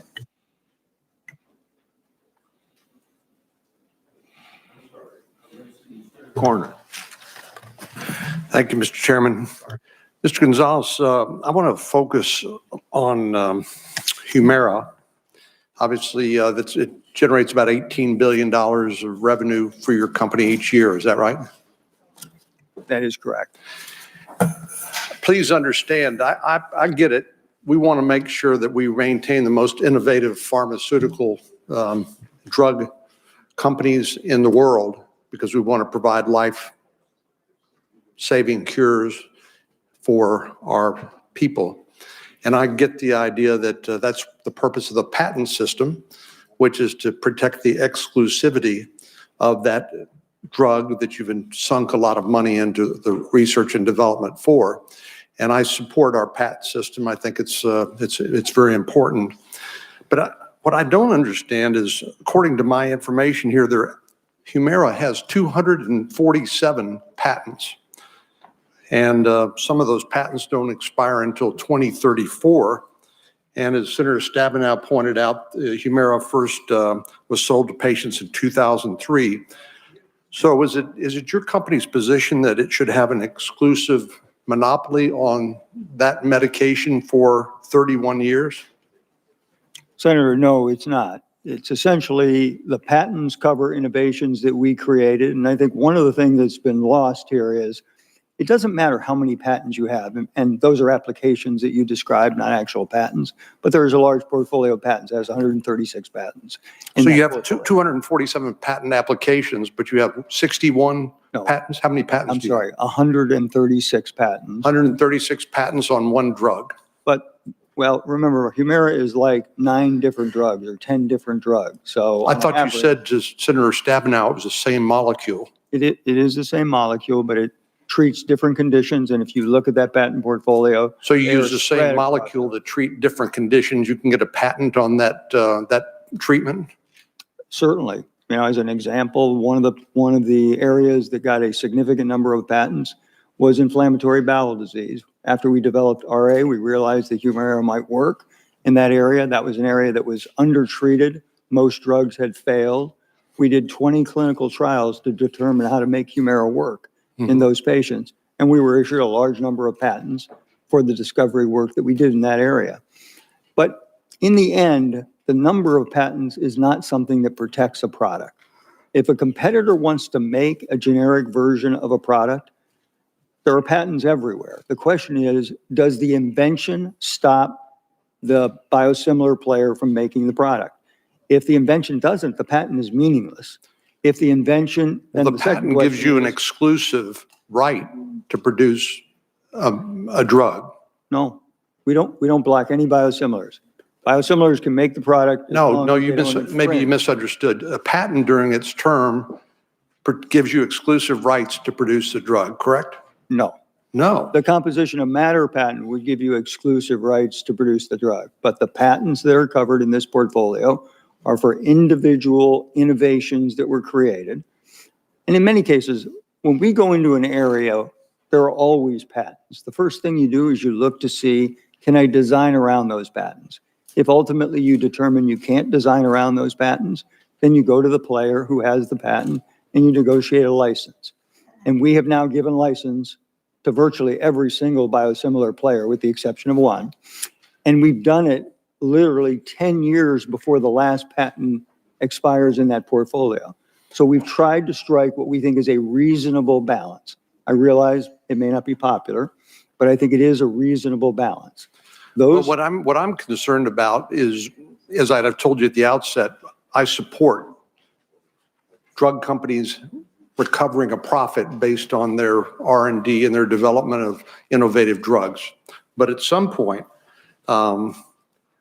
that patent has to end, that exclusivity has to end so that the patients get access to those drugs at a much cheaper cost. It's true that your company blocked Amgen for a number of years from seeking to produce a Humira biosimilar or equivalent, correct? Amgen has a license in the United States right now to be able to produce. But you blocked them for 5 years, right? No, we didn't block them. You sued them. They came to us and they wanted access to the portfolio that we had, and we licensed them. Did you sue them? We did, yes. And you entered into an agreement with them that accommodated both your needs and their needs, I assume. We licensed them a patent portfolio. They pay us a royalty on the patent portfolio when they come to market, and that's essentially it, just like any other license. Mr. Chairman, I don't want to interrupt. Senator Cornyn's dead right, and that's exactly the same point I was going to make. Okay. Mr. Chairman, can I just make a suggestion that I know this topic is the subject of, or within the jurisdiction of the Finance Committee, but those of us like you and me who are also on the Judiciary Committee that has jurisdiction over the patent system, I think this is an area that we need to look in through our Judiciary Committee authorities as well. Why don't you take that up with Graham, and I will make sure that I back you up on it.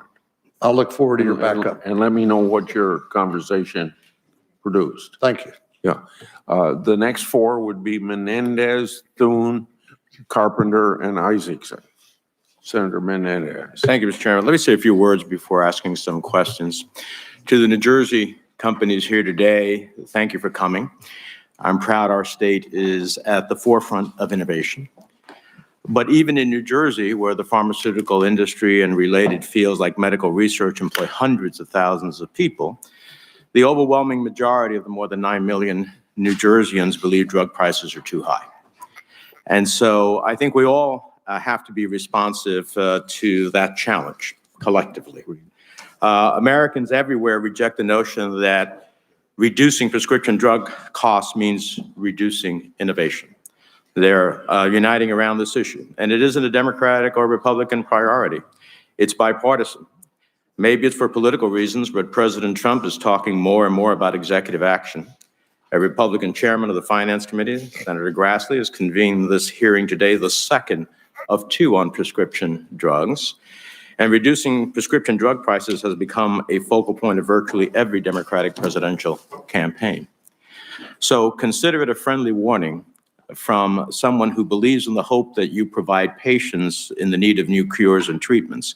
It's time to be proactive, because if you do not make meaningful action to reduce prescription drug prices, policymakers are inevitably going to do it for you.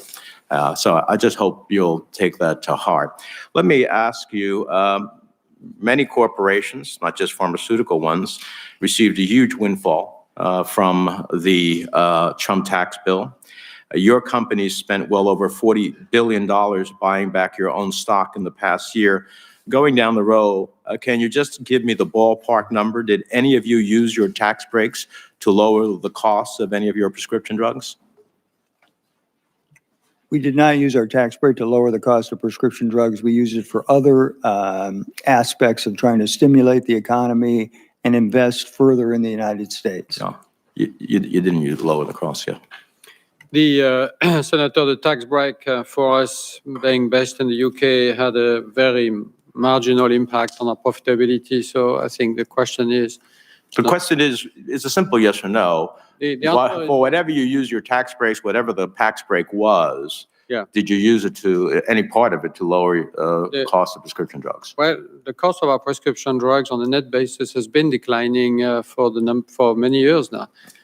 Senator Wyden took... I'm sorry to interrupt you, Mr. Story. It's a simple question. Did you use any part of the tax break that you got to lowering the cost of your prescription drugs? In a roundabout way, yes, we did, because the minimal tax benefit we got helped us sustain our profitability at the same time as our prices were declining. Dr. Caffeine.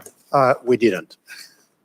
Hello, Senator. It provided us the opportunity to invest an incremental $30 billion in R&D and capital investments in the U.S. over the next 4 years. We think that that's the best way for us to be able to deliver for patients. Mr. Fraser. Senator, our effective tax rate went up from 19.1 to 19.8. We did use this tax break to do many things, among them reduce our prices. Prices in 2018, for the first time since I remember, went down in Pfizer. As a French company headquartered in Paris, we didn't get much from the tax break. On the GAAP basis, we lower our global tax rate by 1.5%. All right. Now, in November of 2017, FDA Commissioner Scott Gottlieb called on pharmaceutical companies to, quote, end the shenanigans when it comes to the ability of potential competitors to purchase branded doses at full market price. He stated, and I quote, I see this clearly, for example, in steps branded companies sometimes take to make it altogether impossible for generic firms to get access to the doses of the branded companies needed in order to compete bioequivalent studies that the FDA requires for a generic approval. I've co-sponsored legislation called CREATES that ends the gamesmanship by certain companies where they prevent generic manufacturers from assessing the necessary samples they need to develop generics. Last year, the FDA published its first list of medicines that generic companies have had trouble accessing. That list includes more than 170 complaints covering 50 medicines. So can you go down the line and tell me yes or no, does your company in any way restrict access to or block the purchase of samples at full market price? No, we do not. No, we do not. We do not. We support the current version of the CREATES Act. No, we do not. No, we do not. No, we do not, and we support CREATES. No, we do not, and we support CREATES too. I have other questions. I'm going to submit them for the record. Thank you, Mr. Senator, thank you. Senator Carper. Thanks to each of you for joining us today. My wife lost her mother when she was 11 years old. My wife said, put a hole in her heart. She's never gotten over it. My own mother, her mother, and her grandmother, by the time they were 80, they did not know who they were or where they were or who we were. For all of us, this is personal, and it's political, and it's economic. When we have a hearing of this nature, one of the things I like to do with disparate witnesses like these, you're all from the same industry, but you have different views, come from different parts of the world.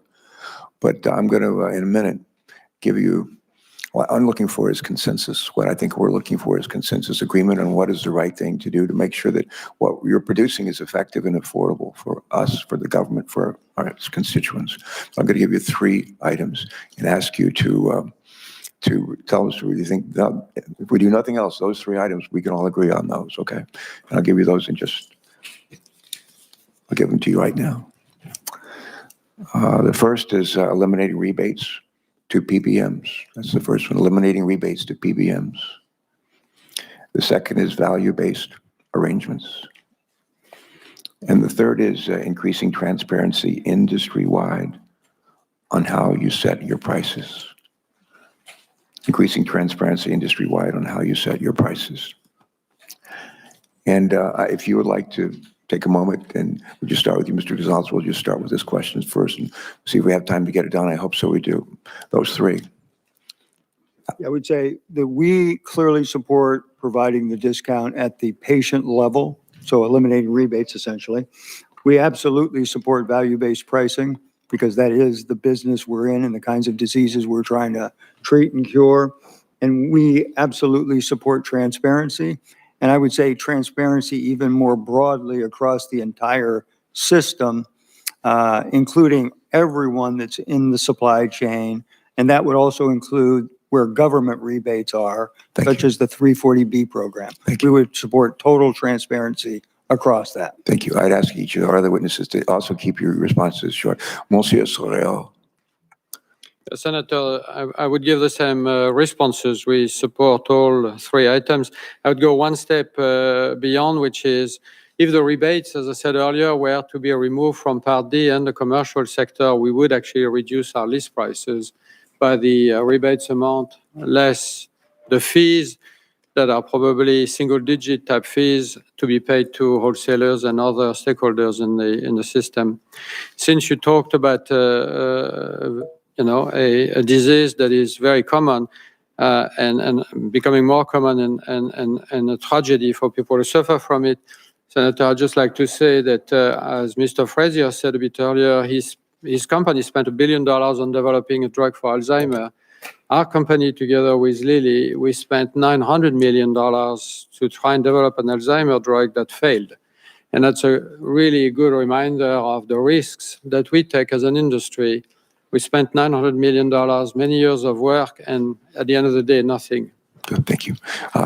Dr. Cofferell. Yes, Senator. First of all, I'm sorry. I'm going to ask you to be very brief in your research. I will be very brief. I would say that not only do we support all three elements that you mentioned, but I do believe those three elements, together with the continued effort to develop a generic and biosimilar market, would mean significant change and would clearly alleviate the concerns that patients have today. Thank you, sir.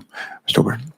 Hi, Senator. First of all, I'm very sorry for your wife's family and also for your family. It understands. It's all of us. Everybody in this room could probably point to similar experience. All of us do. Absolutely. We are very supportive of all three elements that you outlined. So the elimination of. That's good. That's all I need. Perfect. Thank you. Mr. Frazier. We too support all three. Thank you. Senator, all three elements are transformational for our industry, will disrupt it. However, we do agree that these are the three things that needs to be done. And also, I believe that we'll have significant, meaningful results if we do them. Thank you, sir. We strongly support the three, Senator, but we want to keep in mind at the end of the chain, the patient has to benefit. So if rebates are removed, it has to be to the benefit of patients. Good, thanks. Mr. Chairman, I'm going to do a follow-up question in writing about asking your responses, your reactions to what's going on in Germany on this front. What do you like about it? What concerns you might have about it? That's a different question, but as it relates to this discussion. Thank you. Before Senator Thune goes, can I ask Dr. Cofferio, did you say you support the CREATES Act as well? I did, Senator Okay. Chairman. Thank you. As a sponsor of that, I appreciate that very much. Thanks for your work in that area. Senator Thune. Thank you, Mr. Chairman. And I would like to ask unanimous consent to insert for the record a one-page document from 340B Health that shows that manufacturer discounts account for less than 2% of the total drug market. Without objection, sword. Each of you have referenced the recently proposed rebate rule, which outlines several different scenarios of how drug companies and others would react, as well as the impact on Part D premiums. Mr. Frazier and Dr. Borla, if the rule were finalized, could you please discuss how you would set list price and how your negotiations would work with others in the supply chain? Okay, assuming that, as I said when I answered the question before, assuming that we do change the systems on the commercial side and the Medicare side so that no one company faces a disadvantage, we would be lowering list prices. We've been asked to lower list prices. We have lowered list prices in the past and found that it creates a financial disadvantage for the company, and it doesn't get us more volume because of the incentives in the system. So if we change all the incentives at one time, then list prices can come down. Dr. Borla? 50% of the American people are in commercial plans, and these rebate rules apply to Medicare. Yeah. If the rules apply to all, is definitely the list price will go down. But also, during the Medicare-only application, we pledge and we commit that every single dollar will go to the patients. As the chairman said, the list price is not irrelevant. It's very relevant for a lot of people because they have to pay list price during the deductible period. However, if the rebate rule is applied, then they become irrelevant because the patients will not be paying the list price at the purchase point.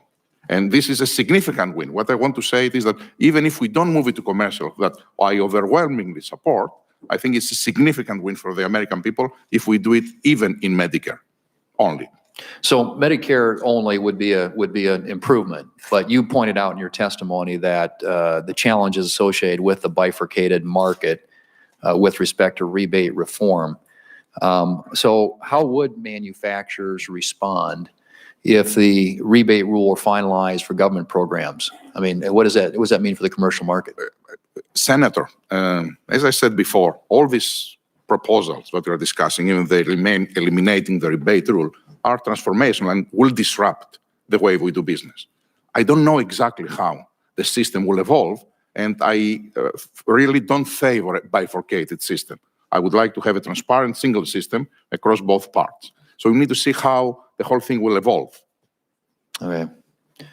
You've each expressed support, and this was alluded to earlier by Senator Carper, for paying for value as well as the value your medicines bring to the healthcare system. I'm a believer in value-based insurance design as a way to lower the overall healthcare costs, and I've worked on legislation to advance this principle. As we drive toward paying for value, how do we make sure that you as drug manufacturers still have the incentives to keep your prices low and that we're not just shifting money around in the system? I think by definition, a value-based arrangement will align the incentives, not only us, but also the insurance companies, around one common goal: the good for the patient, clinical outcomes, measurable clinical outcomes for the patient and the healthcare system. In this case, if we fail to produce drugs through our research efforts that will have meaningful clinical benefits for the patients, yes, we will not be paid. And this system also will help that medicines that they do not add value will be paid much, much less, so that can create space for medicines that they do create value. Okay. It's the best way of aligning the incentives of everyone around the interest of the patients. Anybody else want to react to that? Yes, Senator, if you allow me, we have an example that I quoted before. We have a product that is used for the treatment of patients who have experienced a heart attack. If you experience a heart attack, when you're discharged from the hospital, your chance of getting a second heart attack is pretty high. So we contracted with an organization and committed to reducing the percentage of patients who've had a heart attack. In return, University of Pittsburgh Medical Center, for these Medicare patients, committed to ask these patients to pay a very low copay to make sure they were compliant to their treatment. And that actually delivers value to the system because patients are kept healthy, of course, good for them, but also they don't go back to the hospital. This is how we deliver value. Okay. Thanks. Senator, I would just add one point. I think your point is a valid one that, look, the innovative pharmaceutical can't capture 100% of the value that it saves. It has to capture less than that. And I think the way that will evolve the best is if there's strong market competition. I remember back in HCV, if you looked at the health economic data around that drug, it would have suggested that you could justify a price well north of $100,000 per patient. And the prices were relatively close to that when there was one player in the market. Today, prices have gravitated down to about $25,000, $26,000 per patient. It is the market force that created that, the market competition of more than one player being in that market and competing on an active basis. We were obviously part of that competition that drove those prices in that direction. So I don't think it is realistic to assume that a pharmaceutical, just because it can save $150,000 as an example, that it can charge $150,000. It has to charge less than that so that the overall system can benefit from the value of that medicine. But it has to be able to charge a price that's reasonable enough to be able to achieve and continue to fund the going forward programs. Isaacson and then Cardin. Thank you, Mr. Chairman. Thank all of you for being here. This is a terrific hearing, and we're going to have a lot of hearings on this subject. I told my staff a couple weeks ago, I said, I have been a solid supporter of the pharmaceutical industry all in my career, and I appreciate all that you do. I go to work every day because of carpal levodopa. I wouldn't be able to be here today if it wasn't for the pharmaceutical industry, and I have Parkinson's disease, but I can function every day and do my job because of that, and I appreciate it every day.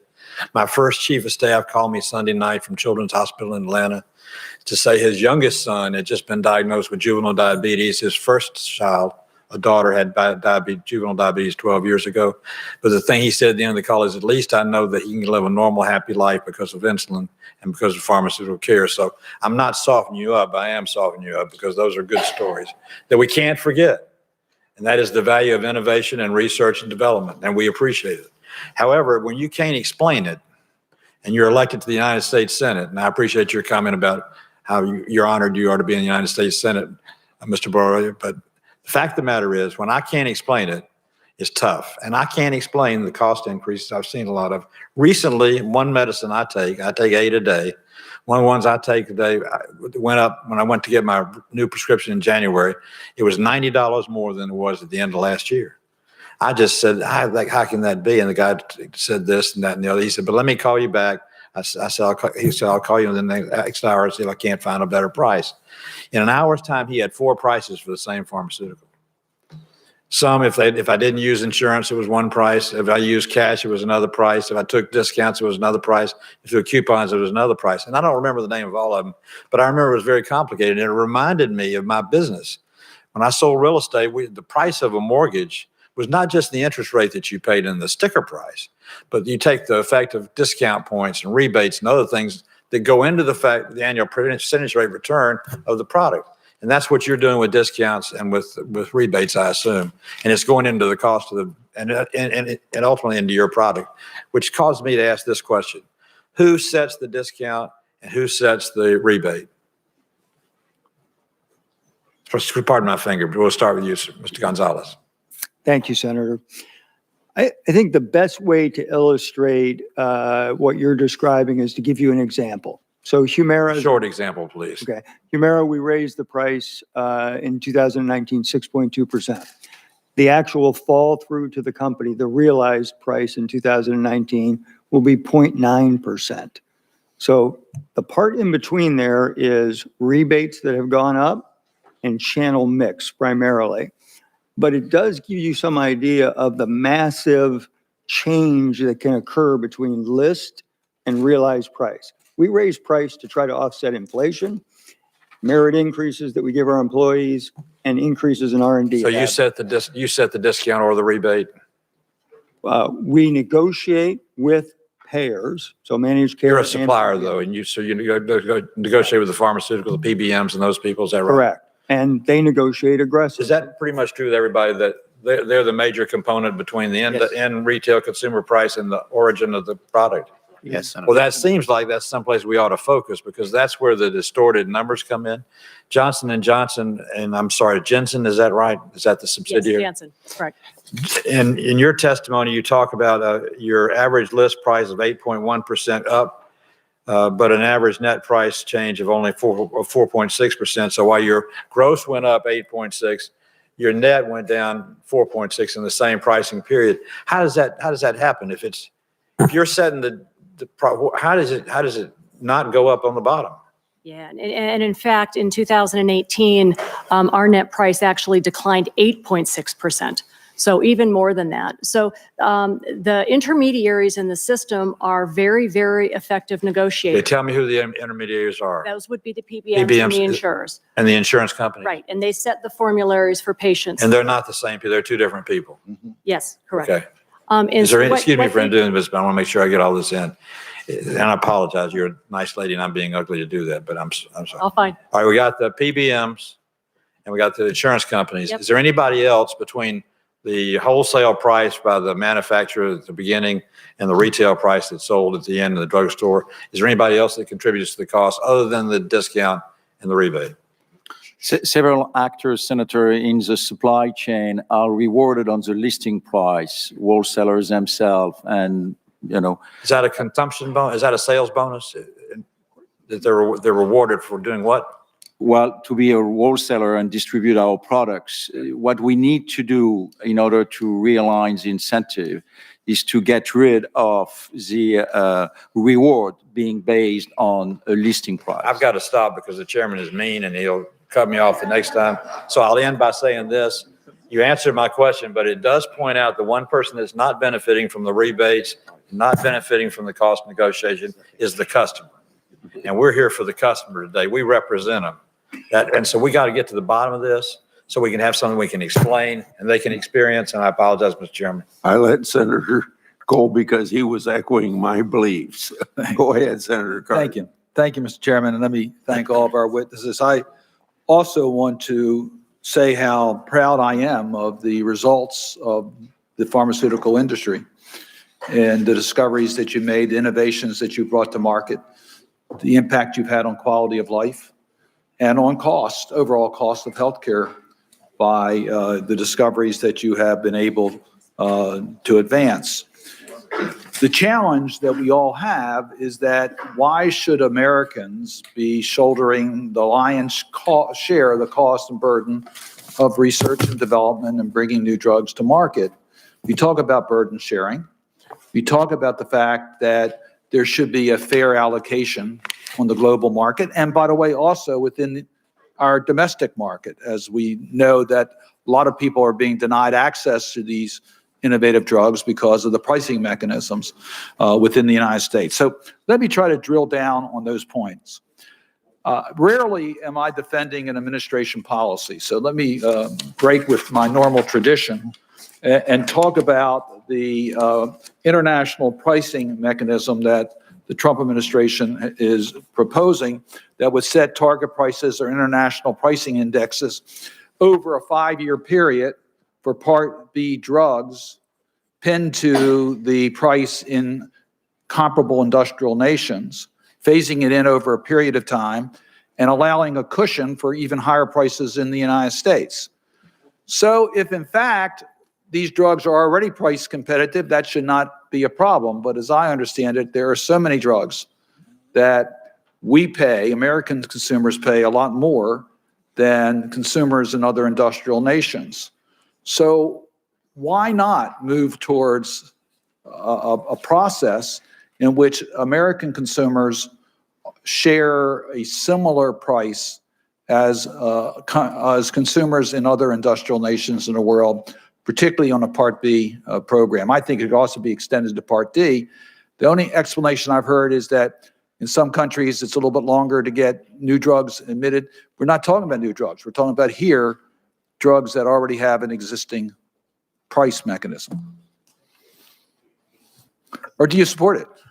Senator, thanks for your question. I did mention this in my opening remarks, so I'm happy to elaborate further. I think it's a very important point. So we take the perspective that we should always start from patient access to medicines.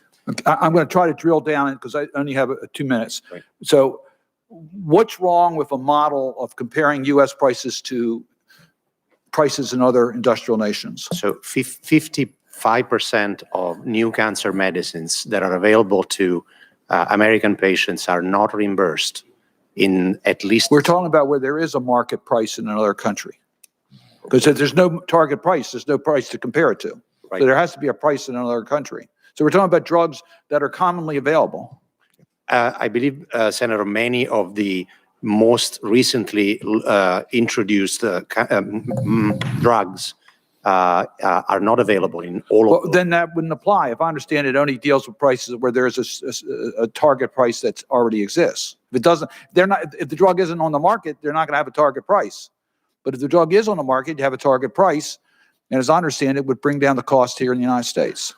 I believe, Senator, it would be very important for us to be thinking about policies that continue to reward innovation. We do need your support to make sure that you're basically saying rewarded in other counties. You're basically saying we overpay on available drugs so that you can make more profit from the American consumer to underwrite R&D, which benefits the global community. That's basically, as I understand that point.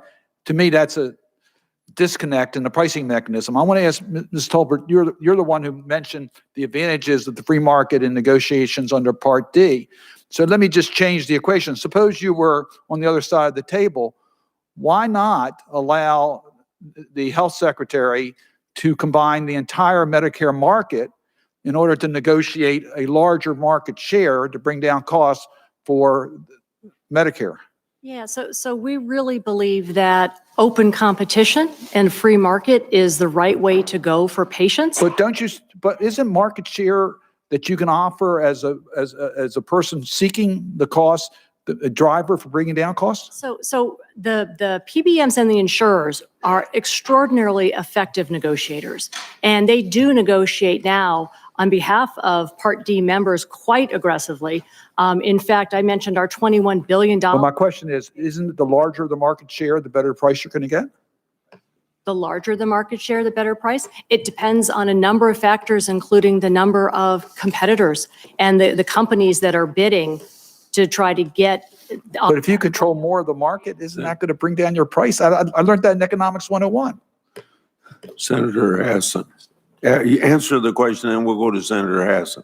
Yeah, I'm not sure I understand the last piece of that question. You have a larger consumer base on a drug because you represent all the Medicare market. Aren't you in a stronger negotiating position? I think. Yes, you are. Conceptually, you could be. I would say that the PBMs and insurers are pretty darn effective right now. Senator Hassan. Well, thank you, Mr. Chair, and I want to thank you and Ranking Member Wyden for this hearing today.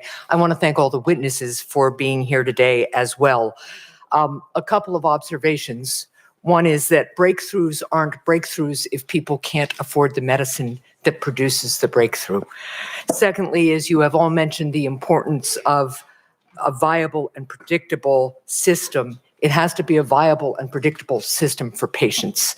And right now it is so convoluted and so non-transparent that my constituents can't figure out what the price of their medication is going to be day to day. And despite a wonderful staff, I feel like I need a PhD in prescription drug pricing to understand how the heck this industry works. And that should not be the way we proceed in this country to get these breakthroughs to people. But I want to talk about a slightly different aspect of your industry right now. We've been talking about drug pricing, which is one part of how drug companies make money. The other part is how you maximize sales. So, Ms. Taubert, I'd like to focus on how your company maximizes sales for a particular class of drugs, opioids. Can you define for me, please, Ms. Taubert, what pseudo-addiction is? I'm sorry, I'm not sure. I'm not familiar with that term. Well, let me fill you in then. Pseudo-addiction is an unproven and dubious concept that asserts that certain patients present signs of addiction because they were prescribed insufficient doses of opioids. Those peddling this pseudo-addiction concept say that instead of providing addiction treatment when somebody shows the signs of addiction, the doctor should increase their opioid doses. Even one of the original doctors who pushed this theory now admits it was, his quote, an excuse to give patients more drugs. Ms. Tolbert, Janssen promoted this made-up concept of pseudo-addiction on a website that it approved and funded that was called Let's Talk Pain. Since then, your company has repeatedly said that your actions, quote, in the marketing and promotion of our opioid pain medicines was appropriate and responsible. So, Ms. Taubert, how can you possibly claim that promoting the theory of pseudo-addiction, that doctors should prescribe more opioids to patients showing signs of addiction, was appropriate and responsible?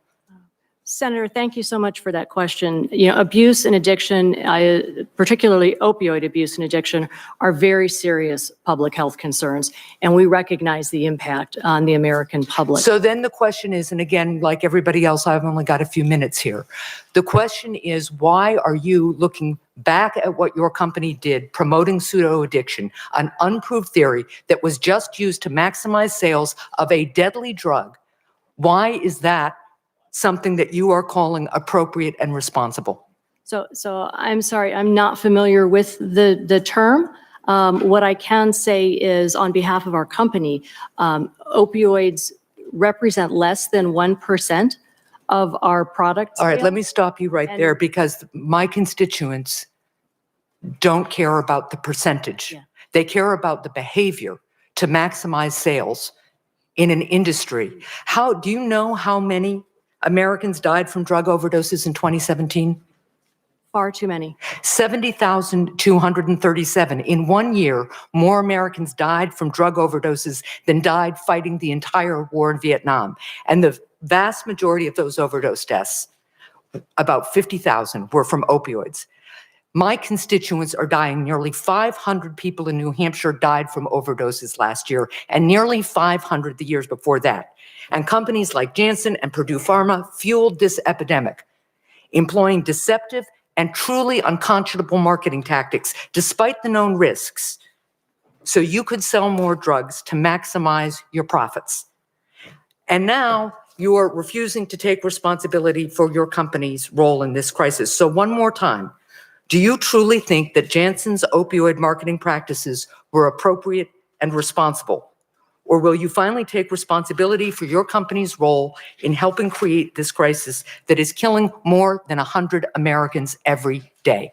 Everything that I have seen leads me to conclusively believe that everything that we have done with our products when we promoted opioid products, which we stopped marketing a long time ago, was very appropriate and responsible. However, that being said, we do believe that we have a leadership position to take in helping with this. And so we are doing a number of things in terms of mothers and babies and physician and patient education to help. So let me, because we recognize again, we all play a part in trying to help this because we realize that our time is done. But right now, it is hard for me to take the industry's goal here as promoting good health seriously when its behavior to maximize sales of opioids created an epidemic.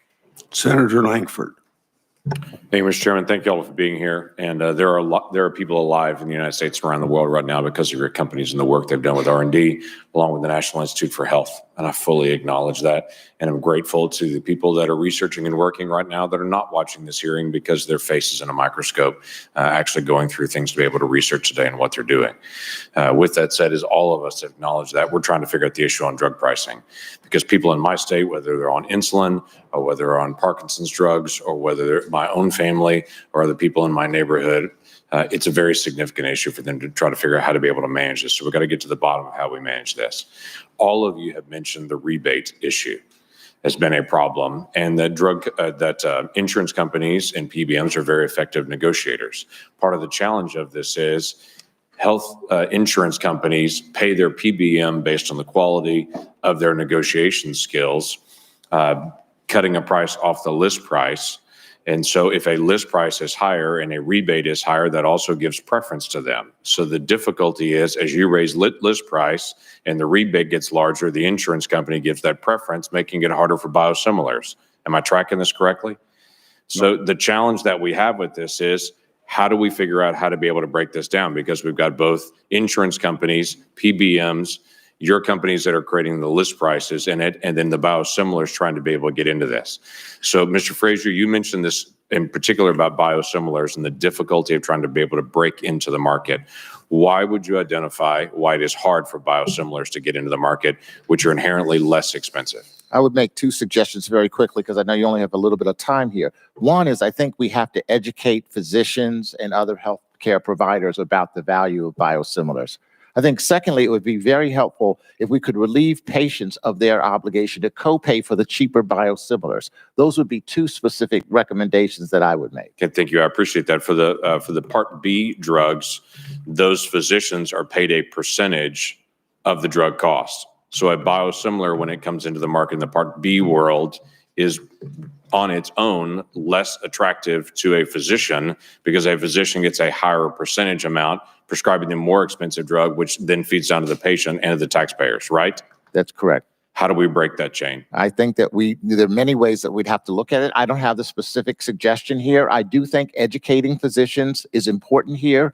And I think we're leaving patients, but we also have to look at the incentives as it relates to the ASP plus 6. Maybe I can add. Brother, please jump in because you had also mentioned this in your testimony as well. I did, Senator, and thank you for giving the opportunity. Let me give you a statistic that I think will present the magnitude of the problem. Here in the US, the penetration of biosimilars is much lower than in other places, but it is disproportional to different parts of the US healthcare system. For example, in open systems that the decision maker, it is a PBM, one biosimilar that we are having has a market share of 5% in the US. In closed systems, in systems like Kaiser, for example, where they're integrated healthcare systems, where the one who decides has the whole cost of the healthcare system in its interest, we have 73%. 5%, 73% for the same product.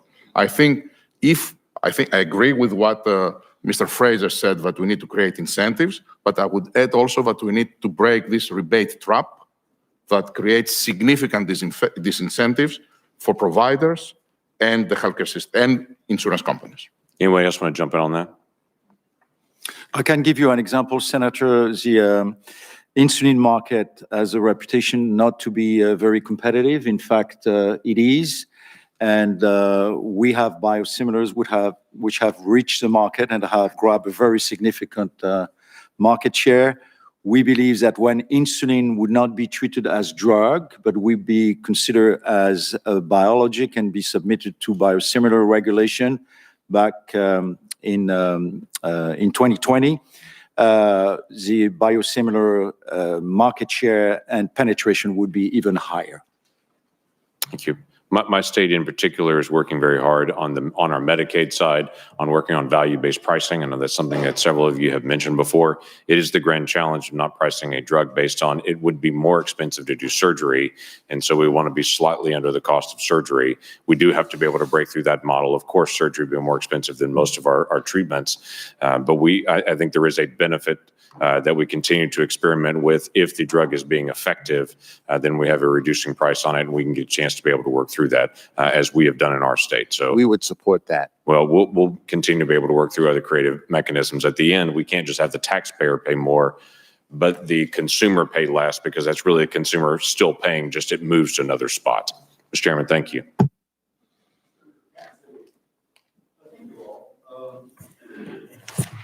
First, thank you for innovation.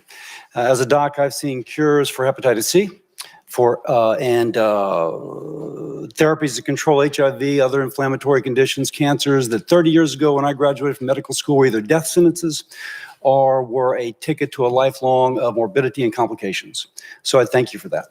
But I'll also say that some of my patients could not afford the medicine. And for them, it is as if the innovation never took place. And that is one concern. Secondly, another concern is I think in some cases we don't have value. Now, Ms. Talbert, you suggested that PBMs are very effective negotiators. One drug that I want to bring up is Duexis, which is a combination of over-the-counter generic ibuprofen and Pepcid. Now, if I were to take this, and this is not the cheapest I could find it, and the doses that are used for Duexis, it would cost me $200 a month. But it lists at over $2,400 to $2,600 a month. Now, that doesn't seem like very good negotiations on behalf of the PBM. And if the taxpayer is paying that money for something which over the counter is $200 a month, and we're paying $2,600 a month, it is almost as if the taxpayer has stupid written on their face, which they shouldn't. That is unfair. This is not your medicine. But I use it to make the point that right now, Medicare has a very limited ability to negotiate based on marginal value. And I think that is one of the fundamental problems in this. So that said, all things considered, since Medicare does have this very low ability, Ms. Talbert, do you think that Medicare should have the ability, if the PBM's negotiation doesn't work, that the Medicare should have the ability to negotiate based somewhat on value? So we're very supportive of the notion of value-based contracting and results. And now this is a little bit different though, because what we've been describing on value-based contracting is the cancer cured or not? Is the hepatitis C cured or not? This is, my gosh, you're taking 2 generic medicines and charging 10 times that which it would cost over the counter. Yeah, and I agree, that example doesn't make any sense. So is it reasonable then to ask that Medicare would have the ability to make some sort of judgment based upon relative value of a therapy? I think, as we've talked about, the PBMs are very effective in negotiating. We don't know that the government would be as effective in negotiating as the professional negotiators. Well, we don't know. I agree with that. But on the other hand, it does, and I have limited time. I don't mean to be rude. I so apologize. But there is this kind of shining example of where the PBM is not an effective negotiator. Yes, sir, Mr. Frazier. I think this is where Chairman Grassley's opening statements about transparency come in. I think one of the keys of transparency is it empowers patients and it empowers other payers to actually make informed choices about which of those two medicines make sense. Now, let me ask, because someone brought up the fact that Humira is now sold at an 80% discount in Denmark. And there's a Bernstein analyst which states that AbbVie still makes a profit because marginal cost of manufacturing is only about 5% of the manufacturing. So would this same entity have the ability to look not just at value, but at comparable drugs and at that which would bring value? Because clearly biosimilars have had a much greater penetration in Europe, and the United States continues to pay top dollar for the same class of drugs. Something is fundamentally broken in our system that the Danes get an 80% discount and we are not. Yes, sir.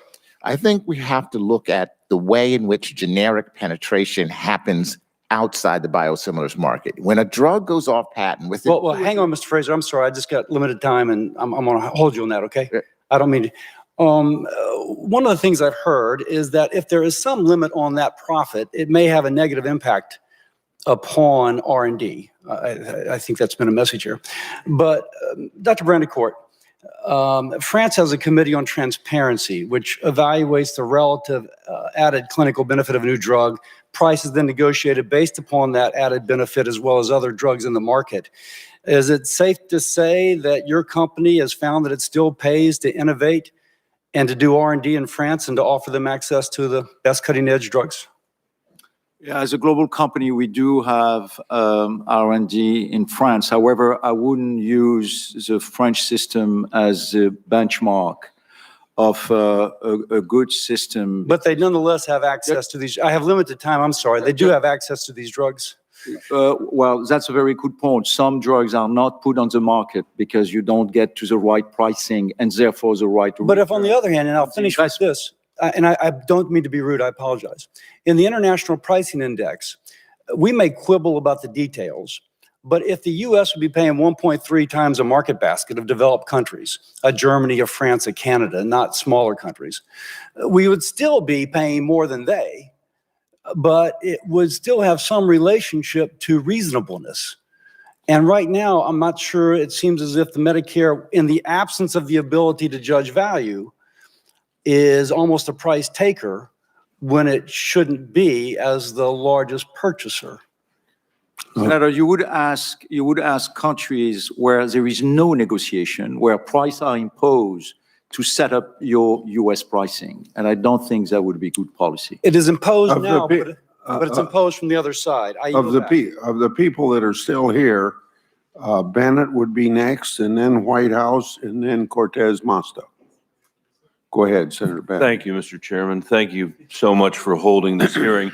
There is not a town hall in Colorado where I don't hear how expensive drugs are forcing people to choose between life-saving treatments or food and utilities. In our last hearing here, we heard from a mother whose son ate once a day in order to ration his insulin because the full cost of the monthly treatment was $1,700. I don't think anybody here understands how that could be the case, but it is the case. And there's been a lot said here today about the important research and development that's going on in this country. And I, for one, and I know others share this view, we want to keep that in the United States. Having said that, I'm trying to understand how federal spending goes into prescription drug development, distribution, treatment, and pricing, and yet Americans can't afford their medications. This is, the estimates of annual federal government spending, taxpayer spending on prescription drugs range from $320 to $480 billion a year. The fact that we can't even get a more precise number than that tells you something right off the bat, but those numbers include almost $140 billion in Medicare Part D spending never paid for, about $25 billion in Medicare Part B. Medicaid spends almost $60 billion in prescription drugs. This is what the taxpayer spends every year on prescription drugs. DOD and VA spending is about $11 billion. That number alone dwarfs the R&D budgets of some of your companies. Over 6 years, slightly different point, but over 6 years between 2010 and 2016, more than $100 billion was spent in NIH funding toward research that contributed to drug patents. Between 1 and 2 billion is claimed annually through the orphan tax credit for drugs that treat rare diseases. Another 1 billion is annually claimed through the research and development tax credit. About $12 billion is claimed annually through the direct-to-consumer advertising tax credit. I would ask you guys if I missed anything, but I think that's a pretty complete list of what we have. Yet, notwithstanding that almost $500 billion, half $1 trillion. By the way, Medicare, to spend all that money in Medicare, we're spending $2 for every dollar we're collecting. And that delta is largely because of drug prices in the unfunded part of Medicare Part D. And here's what Coloradans have recently reported in a recent survey on high drug prices. 22% did not fill a prescription, and 20% reported cutting pills in half or skipping doses. That 74% believe drug companies are charging too much money. 91% believe the government should authorize the Attorney General to take legal action to prevent price gouging or unfair prescription drug price hikes. Over 90%. And that doesn't necessarily give you their legal judgment, but that is how keenly they are feeling the problem. And 90% believe the government should require drug companies to provide advance notice of price increases and information to justify those increases. So I would ask all of you or anybody who would care to answer this question, how we explain to our constituents, on the one hand, that we have this massive outlay of federal funds, it's their taxpayer funds, and on the other hand, the drugs they're buying are not affordable. And I realize there are all kinds of layers to this. I accept that. There's the higher copays that you guys mentioned earlier from the insurance companies. That's a huge issue too.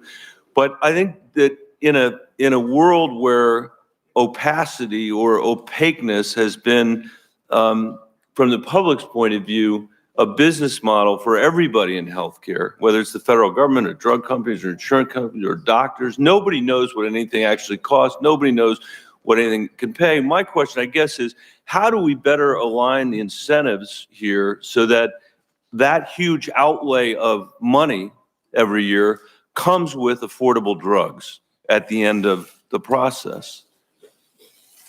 Mr. Gonzalez, thank you. Senator, I can just tell you, there's probably not anybody at this table that doesn't agree not a single American should go without drugs that they need, all right? And I can tell you that's the case in AbbVie. And we do a lot of things to try to provide drugs for patients that can't afford it.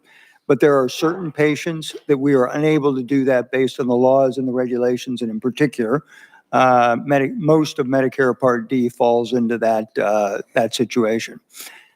And so I believe fundamentally we have to do two things. There are substantial discounts or rebates that are going into this system.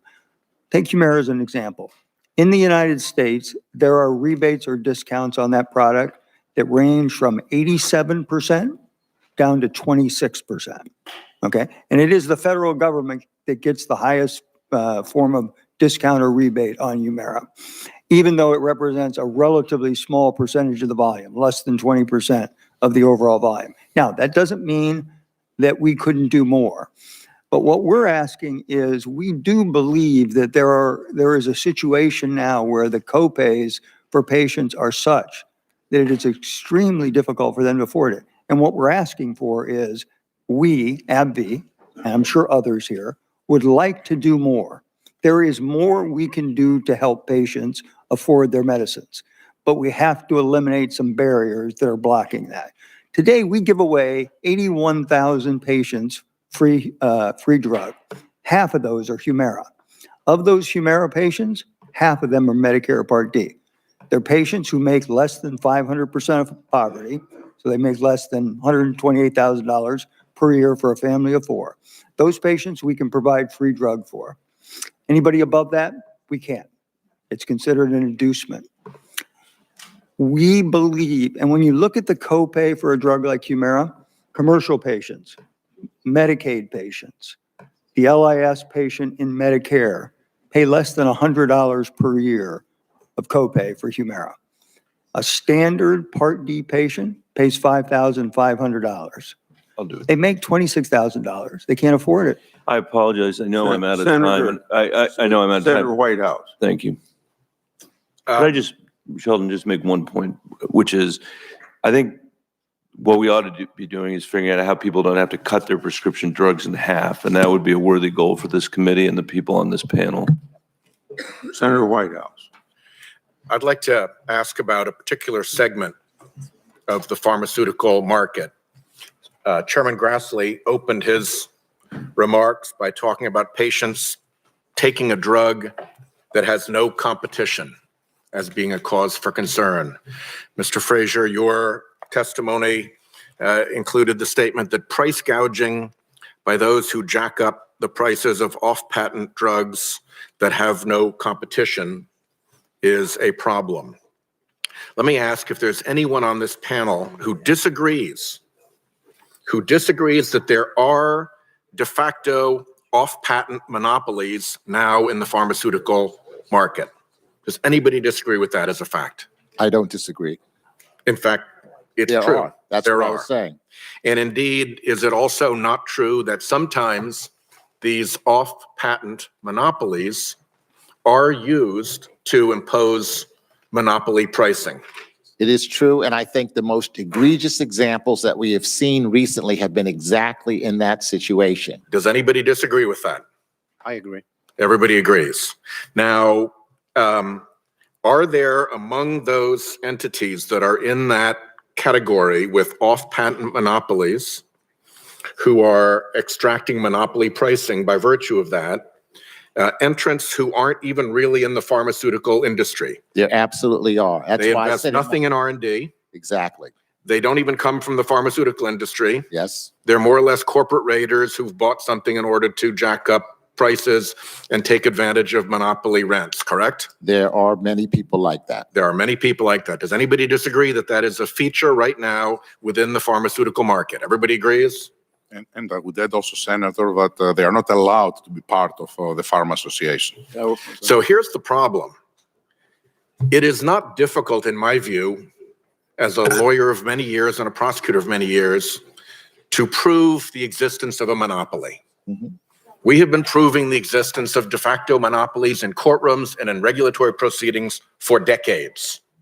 So we can identify where these monopolies exist. Even if you let all the ties go to the runner, so that wherever there's a real question, you throw that one out, there still would remain a significant population of entities where it is beyond dispute that they're pricing based on monopoly power.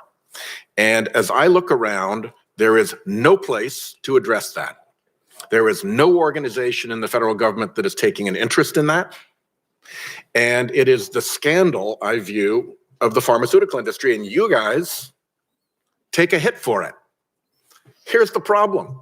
When we try to do anything about that, the people you pay to lobby us here in Congress come out and say, nope, we can't do anything like that. That might look like price control. We are not interested in taking any look at this monopoly problem in your industry. I shouldn't even say it's in your industry, because I think a lot of these people are raiders into your industry who aren't really part of your industry. They don't really develop drugs. I see a lot of head nodding here. So help us solve at least that problem. You know, there are lots of other problems that we're going to have to look through with your pricing. Help us solve at least that problem. Turn off your lawyers and your lobbyists as antagonists when we try to solve that problem. We will. In fact, switch them on and say, let's figure out how we deal with these modern monopolists who aren't even really in the pharmaceutical industry. I couldn't agree more. These people are at worst, at best, tone deaf, and at worst, abusive. I would also point out that there are companies here. I know, for example, my company, there's a very important cancer drug called TICE BCG. It was an invention of Merck. It's been off patent for many, many years. It's an incredibly essential drug for bladder cancer patients. A number of companies that were making it went out of the business. And so now we've had to double supply. Over the last 10 years, the cost of that drug has increased by $5. That's not how we make money at Merck. We make money at Merck by inventing new drugs that didn't exist before. It's those people, I think, that have contributed to the villainizing of an industry when the public can't distinguish those people from the research-based companies. You all say that here. There's a lot of head nodding here. There's a lot of agreement here. When your lobbyists come, everybody's in, and they're not going to let anybody lose in all of this. We have got to at least cut off. Thank you for telling me that, because I never knew that our lobbyists were opposed to that. We have got no support for working against these monopoly So, Senators, the message is very clear, and we're going to take very seriously the task. Senator Brown came back, so he'll go ahead of Senator from Nevada. Go ahead. Thank you, Mr. Chairman. Thank you for doing this hearing. Thank you all for joining us. I want to thank Senator Hassan for her questions on opioids. 11 people a day die in my state from opioid addiction, and there is a responsibility shared more widely than we sometimes say. I so appreciate Chairman Grassley's yes or no questions, and I appreciated the 7 of you going along with his yes or no, and I would like to ask a series of yes or no questions, and please keep it to yes or no. They really are yes or no questions. Mr. Gonzalez, start with you. Is it true that pharmaceutical industry benefits from U.S. taxpayer-funded research? Yes or no? It is, yes. Yes. Across each of you? Yes. Yes. Yes. Yes. Mr. Frazier? Yes. Okay, thank you.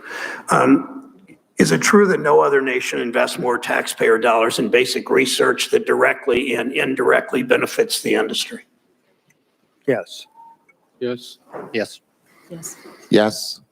I'm not sure I understood the question. Is it true that no other nation on earth invests more taxpayer dollars in basic research?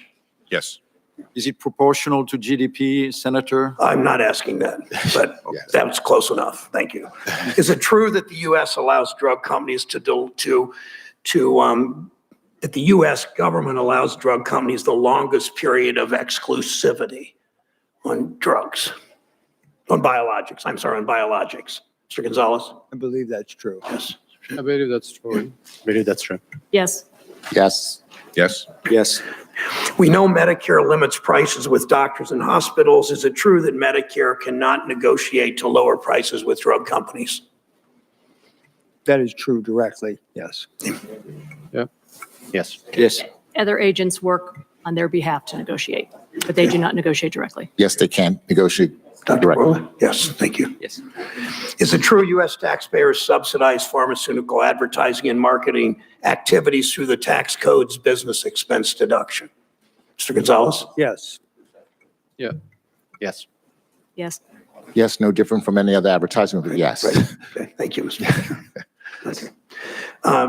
We know the United States is the world's largest market for pharmaceuticals. Is it true that we pay the highest, in the overwhelming number of cases, is it true that we pay the highest drug prices in the world, Mr. Gonzalez?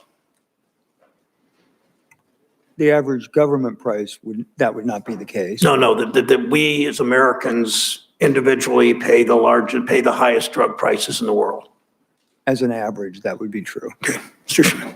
I'm not sure that it would be true, Senator, because the generic prices are some of the lowest in the world, and government prices for many of our drugs, even before patent expiry, are sometimes as low as Europe or lower. So on average, probably it's true, but there are many different. I know there are exceptions. I'm looking for averages. Dr. Cafaro? Yes, on average, I would say. Ms. Talbert? I would say that the list prices are higher, but the net price in the United States is more comparable to much of the pricing outside the U.S. Frazier? Yes, outside Medicaid and other things, yes. Okay. 9 out of 10 products in the US are generics. So the pricing of the generic products is much lower in the US than other countries. Yeah, but generic. But you are right. Branded. No, don't confuse generic numbers of drugs sold with cost of in the aggregate. Your answer? No, but 9 in 10, I'm telling you. But you are right that in the innovation, the prices outside the US, in many cases, it's much higher. So I would agree with that. Patented drug, yes. Generic, no. Okay, thank you. Last question. Is it true that drug manufacturers set what Ms. Tolbert talked about, list prices? Is it true that you, the drug manufacturers, set those list prices? That is correct. That is correct, but of course, there is a negotiation that takes place with PBMs and insurers about the price and the rebate level. Dr. Ford? It's true for list price, but the delta between list and next price is the highest in the US. Correct. Yes, we set the list price. Yes, we set list price. Actually, I wouldn't agree that we set the list price. It is the result of a major negotiation. And I have to say that the problem in the US healthcare system, it is that everything is geared around list price, a lot of incentives, which creates a hydraulic effect for the list prices to go down. I would be very happy to have much less list prices and the same net. Dr. Brancourt, But ultimately, we set the listing price. Okay, thank you. So taxpayers subsidize your research, subsidize your marketing. You continue to raise drug list prices on them. The median income of a person on Medicare is $26,000 a year. The average annual cost for a single specialty medication was more than $52,000 in 2015. Americans can't afford to pay for prescription drugs that cost more money than they make in a year. We can't continue to give Big Pharma the blank check that you've had to pay for high-priced prescription drugs. But I guess it isn't surprising that big drug companies take all the taxpayer money they can. What's so troubling is that this Congress continues, because of the lobbyists that Senator Whitehouse talked about, and other pressures, that this Congress continues to allow you to do so. Senator Thank you for Moster, answers. Senator from Nevada. Turn your microphone on. Or maybe it's not working. Can you share with somebody else's microphone? Yeah. Thank you for moving. Yep, you got it. Thank you. Thank you for being here. Thank you, Chairman and Ranking Member, for this important hearing, right, one of four. Let me follow up on Senator Brown's line of questioning. Do any of you invest more in R&D than you spend on marketing administration? And if we could start yes or no to the right here. Nope. No? More to spend on Do R&D any of versus you invest marketing? more in R&D than you spend on marketing and administration? Do you Yes. invest more in R&D than you do on marketing? On marketing, but not if you include general administration, Yeah. facilities, and all of that stuff. But yes, more than marketing. Okay. I would correct my answer also. So if If it's only marketing, yes. Then Yes, more in R&D. More R&D. Let's Yes. just do marketing. Yes, we spend 86% more in R&D than we do on sales and marketing. Okay. Yes, we do. More on R&D. Some more than marketing, but excluding administrative costs, yes. Significantly more in R&D than sales and marketing. But if you included administration with the marketing, that would be the reverse. Is that correct? Yes? Correct. That is correct. Yes, yes, yes? It's For about everyone? tied at Merck. Okay. So let me just ask this question. Apart from New Zealand, nowhere else in the world will you see drug ads on television. And I've asked this question for some of you. My understanding is the answer that I've been giving is that you maintain that television ads are a critical public health tool that helps patients identify their symptoms and seek treatment. Would you all agree with that? Is that a yes? No? Why do we have television ads when it comes? Yes, you're right. Yeah. Is that why? Yes? Yes, no. Is that a yes? Make it easier, man. Yes? Okay. Yes. Yes. Yes? Yes. Yes? Yes. Okay, so if you maintain that television ads are a critical public health tool, then how can it be if our health outcomes are not significantly better than in those countries where it's outlawed? So Maybe that's I what I can- don't understand, please. Thank you, and you're raising a very good point. I think that healthcare outcomes and life expectancy, there is a lot of factors that influence it. For example, exercise, diet, lifestyle, and I feel that our nation needs to improve a lot in many of these cases. But I can assure you, Senator, that if you get cancer or another serious disease, you want to be treated in this country. Okay, There is no comparison. All right. So let me jump back then to this discussion on authorized generics. And I'm trying to understand this, I think, along with all of my colleagues, to address this and how we reduce the cost and get the drugs in the hands of the people that need them, that actually where the R&D came in, where they were created for individuals who actually need the drugs. I want to ask about the concept of authorized generics. Those are, as you know, are the drugs that are identical to the brand, manufactured by the brand, but marketed without the brand on its label. Yet the companies, my understanding, keep selling the higher cost brand drug to consumers who, according to press reports, don't realize that the same product from the same company is available at a better price. All of you manufacture authorized generics to maintain your market share once your patent expires. Is that true? No. That's not true. We do have authorized generics. We do have authorized generic, but we don't do it with the goals that you just highlighted. So you do have authorized generics? Yeah, we often, Do all of you have authorized generics? For some brands. Okay. Very selectively. Very selectively. We don't. You don't? I don't believe we do. You do not have authorized. So for those of you that have authorized generics, explain to me, if you do have those, why do you continue selling the brand? Okay, so in our case, when we've had authorized generics, we have allowed a third party to bring a generic product to market. And the issue that you're really getting to, again, is the issue that Senator Cassidy talked about. It's transparency. At the end of the day, if patients really understood what their options were, they wouldn't make these choices, but we have an opaque system, which is something that I think we've got to change. We've got to empower patients to be able to choose the cheapest medication, and Merck strongly supports generics. That's why I said in my introduction, we will never use coupons when there's a generic. What are you doing to empower the patients? What are I'm you sorry. doing to empower the patients to understand that the generics are out there? It's very hard. We don't connect with the patients in all those situations. That's why there's legislation saying, for example, that pharmacists must tell patients at the counter what the cheapest alternative is for them at the counter. So you rely on others to tell. Yeah, we don't meet them at the counter, Senator. So let me ask one final question, because I'm running out of time here. I want to get a sense from all of you, some of what types of policies you could support. I've heard some of those, but let me ask you this.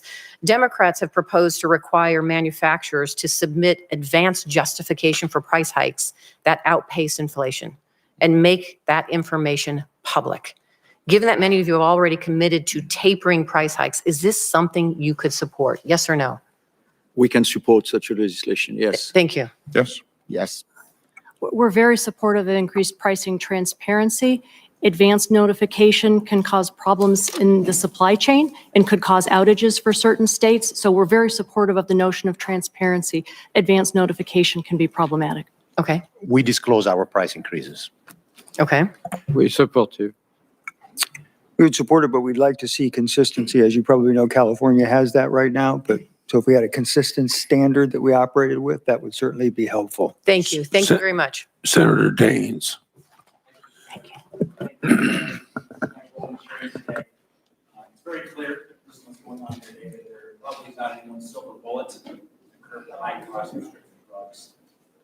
Pleased we can have this discussion. My hope is that we can find a way to truly find some solutions here that will incentivize the system here to deliver a lower price ultimately for the consumer, as well as incentivizing innovation. As manufacturers, you're responsible for setting this list price, this ethereal list price. But the more I've been hearing what's going on here today, I'm convinced we probably should call this the asking price. I'm sure list price is a bit of a misnomer, because after the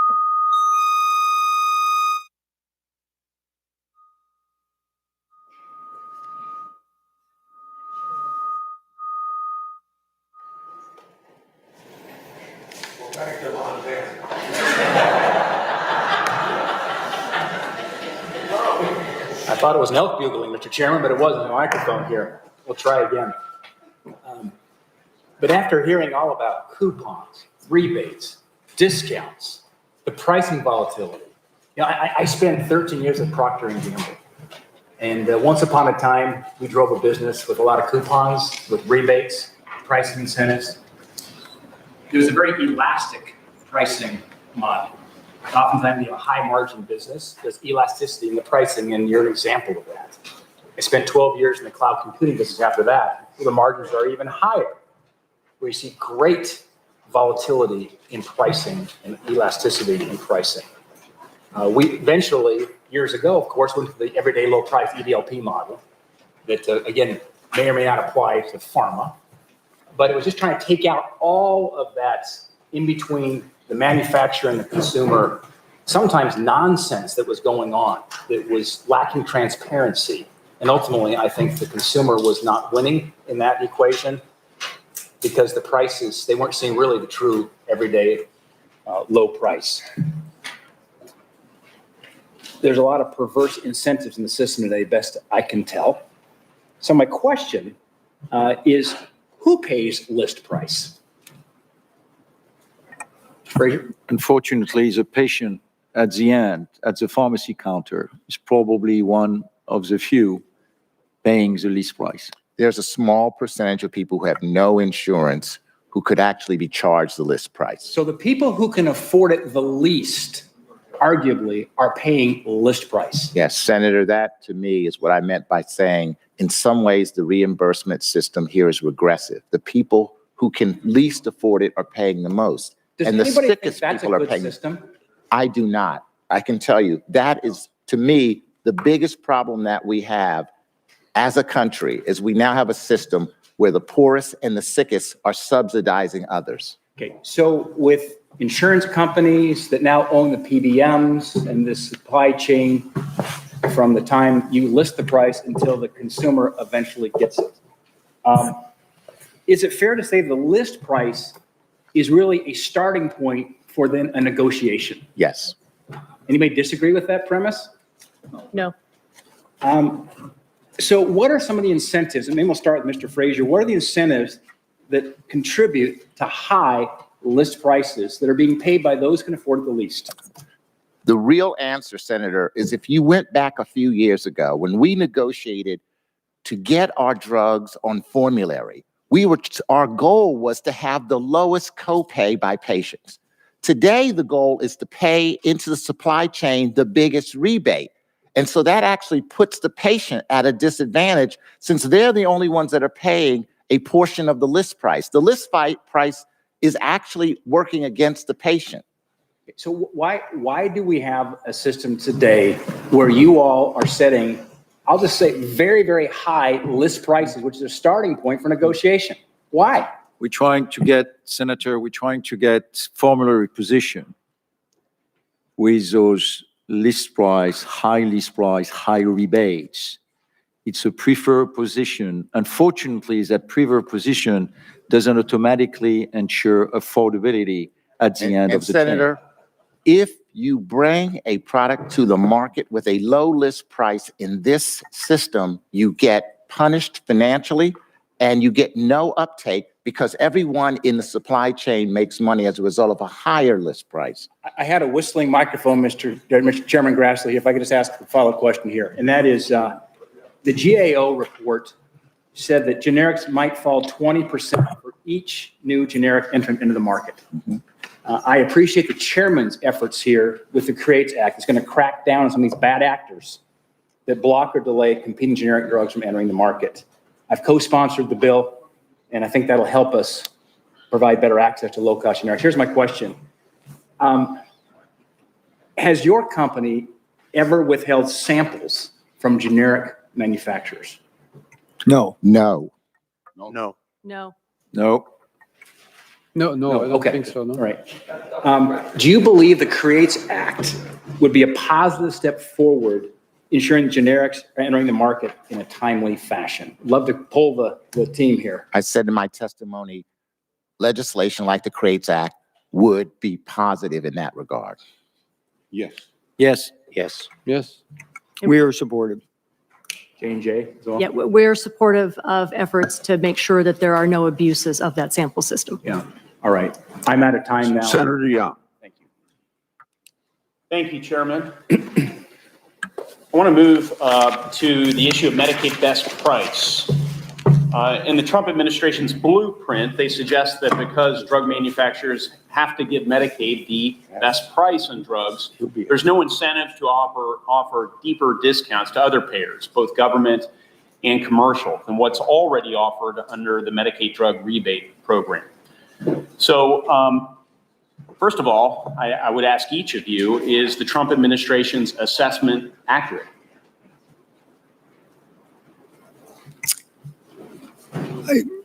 In concept, I would say I understand the concept. In other words, if you have best price, you obviously have to be conscious of where that price is going because it's going to be compared against that. I would tell you in practice, because of the negotiation that occurs and the formula around Medicaid, I don't believe that that's actually today resulting in higher prices in the Medicare program. You've anticipated my follow-up question, so I appreciate that. So the best price requirement doesn't encourage manufacturers to increase initial prices. Do you have thoughts on that? I would say it doesn't necessarily encourage you to set a higher list price. I think what happens with list price is this negotiation you've heard going forward where you're looking for a certain amount of impact to fall through, but the rebates and other aspects of the value chain in between absorb a large chunk of that, which drives list prices increases up higher. Okay. Others? I think where best price really is an issue, again, is it's a barrier to the kind of value-based pricing that we want to have in the marketplace, where if, for example, a drug didn't work, you might reimburse that payer for that unit, where that becomes a problem for value-based pricing. Another example, Senator, is when you want to put on the market a second NDC like we did recently, right, with a much lower list price, then the best price potentially become a problem because it's calculated with the other version, the higher list price, which has stayed on the market. So that's something to pay attention to.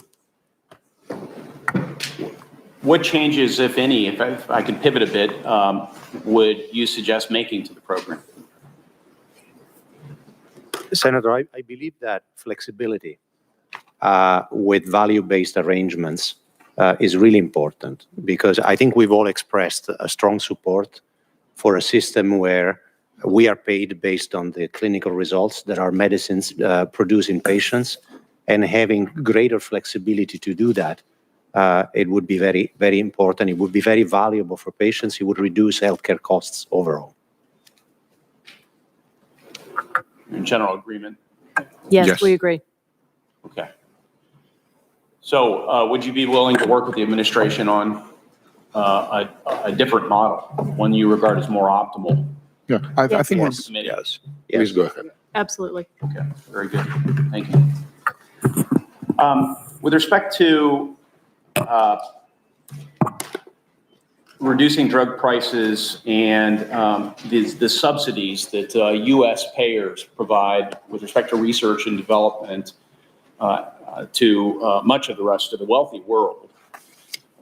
The president and the administration have gone so far as to issue proposals like the International Pricing Index, which you're all familiar with, to bring down prescription drug prices. So with the increased scrutiny of the industry and of the drug supply chain as a whole in the U.S., have any of your companies reevaluated your business strategy in foreign countries? You know, that's a common question that we get asked. And the answer to that question is we do everything in our power to ensure that there is less freeloading by governments outside the United States. But the reality of the world is the greatest opportunity we have is to walk away. And that's really challenging when you have the kinds of essential medicines that make a big difference to people's lives. And frankly, they know that. They know that they can establish a price and that ultimately what we have as an option is to walk away, leaving patients behind. I would also make the point that has been made several times here, that in the course of negotiating for reimbursement, often those countries take a very deliberate approach such that these medicines are available many years later than they are here. So they not only negotiate on a low price, but they actually provide very few of these medicines early on to their populations. If you look at, for example, lung cancer, where in this country now there's data showing that certain medicines can reduce the risk of death by 50% in newly diagnosed lung cancer patients, compare that to the UK, where people die regularly of lung cancer because they don't have these medicines. Yes, Senator, I think it's important to keep in mind that all these investments, number one, creates a lot of very good jobs in the US and economic value that really benefits the country. And second, it allows patients to get access to important new medicines much, much, much earlier than in Europe, for instance, sometimes 3-4 years before. And I share Mr. Fraser's comment here is that I have many examples that I could share where, you know, medicines that save lives are available here. We're still waiting in Europe. Just three more questions. One from Senator. Well, if some of you wanted to answer yet, I didn't mean to interrupt you. Go ahead.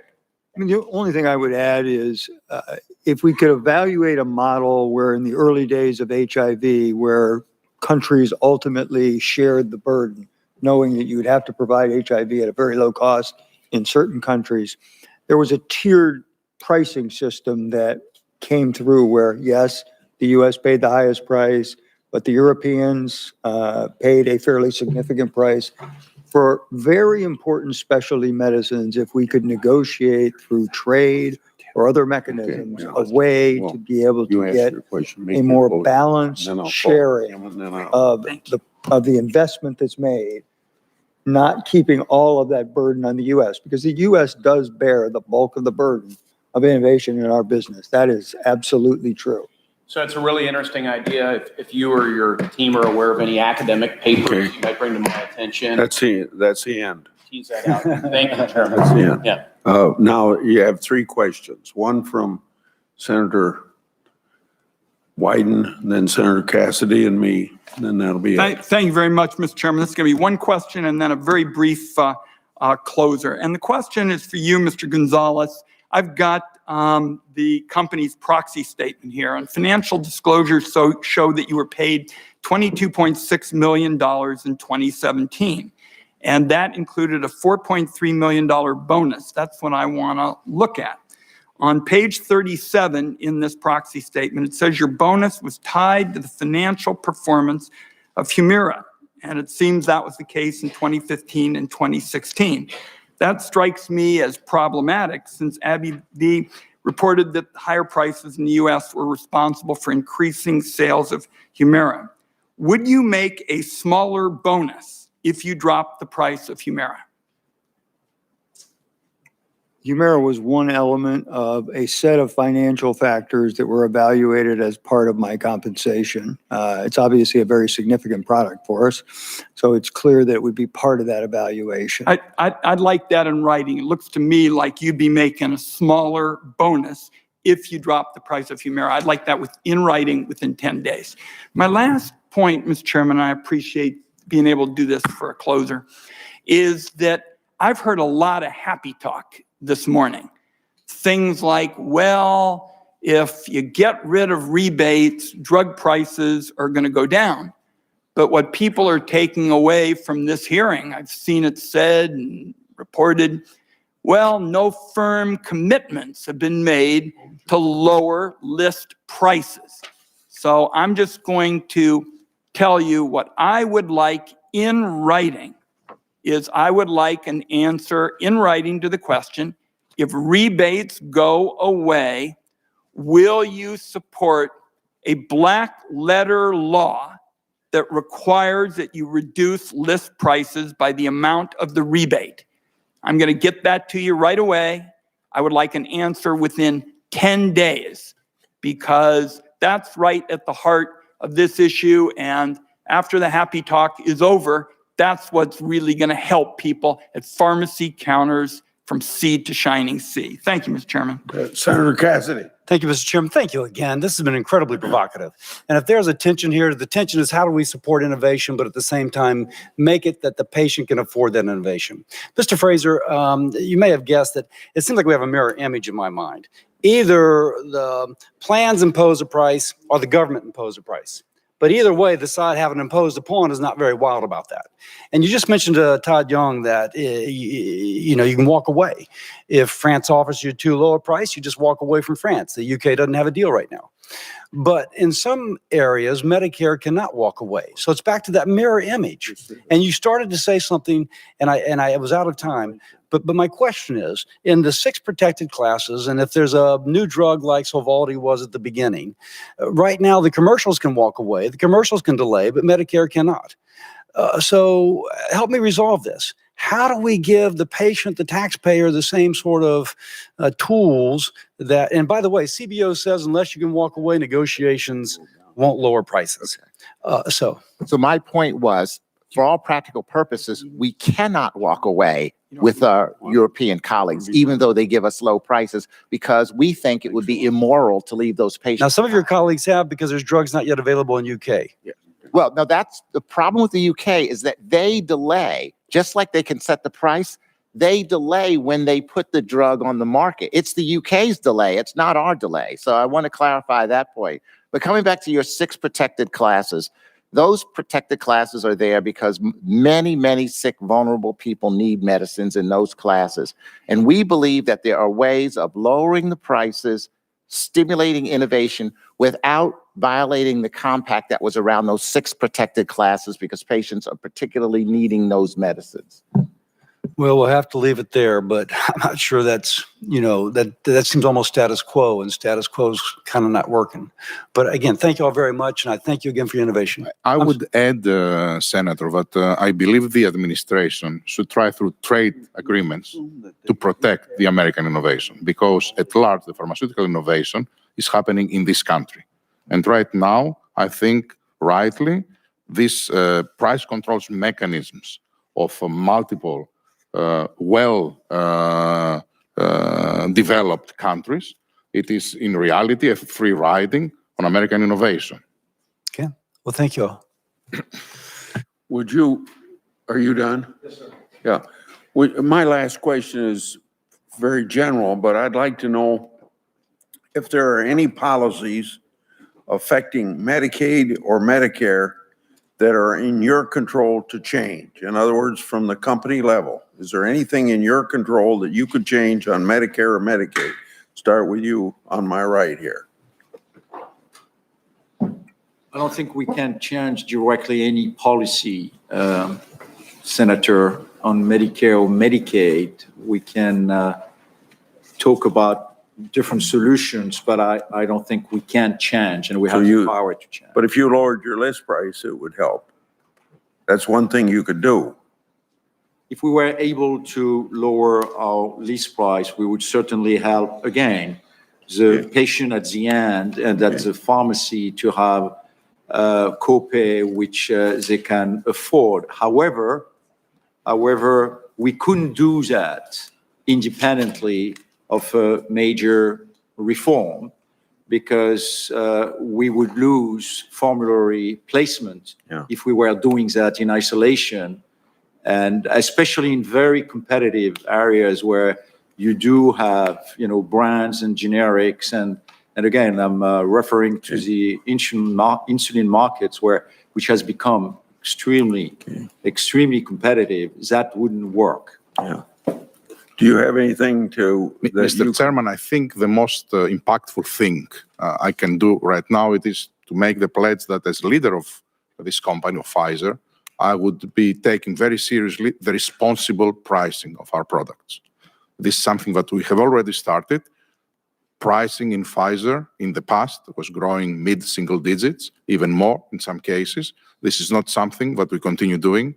Pricing in Pfizer went down last year, went down this year, and when I spoke to our investors, not to the Senate, to our investors, I made it very clear that pricing will not be a growth driver for this company now or in the years to come. Why I think this is the most important? Because I think the tone is set from the top. Okay, Mr. Frazier. Senator, I understand the dissatisfaction with our industry. I understand why patients are frustrated because they need these medicines and they can't afford them. I would pledge to do everything that we could, but I would urge you to recognize that the system itself is complex and it is interdependent. And no one company can unilaterally lower list prices without running into financial and operating disadvantages that make it impossible to do that. But if we all bring the parties together around the table with the goal of doing what's best for the patient, I think we can come up with a system that works for all Americans. Thank you for giving us the time today. I didn't mean to, for the rest of you, before you answer, I didn't mean to say list price. I just said, well, that's kind of obvious. Yeah, I didn't want to concentrate just on that, Mr. We really want to be a part of the solution, and we want patients to be able to access and pay for the medicines that they so desperately need. So we do strongly advocate for rebate reforms that would allow us to lower our list prices, that would then end up helping patients get access. Yeah, Dr. Cafario. Mr. Chairman, I would echo.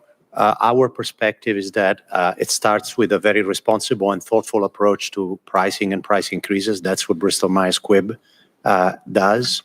The second point that I would like to make is that today we have discussed a number of very concrete policies, from addressing the issue of rebates to value-based pricing, supporting the development of a generic and biosimilar market.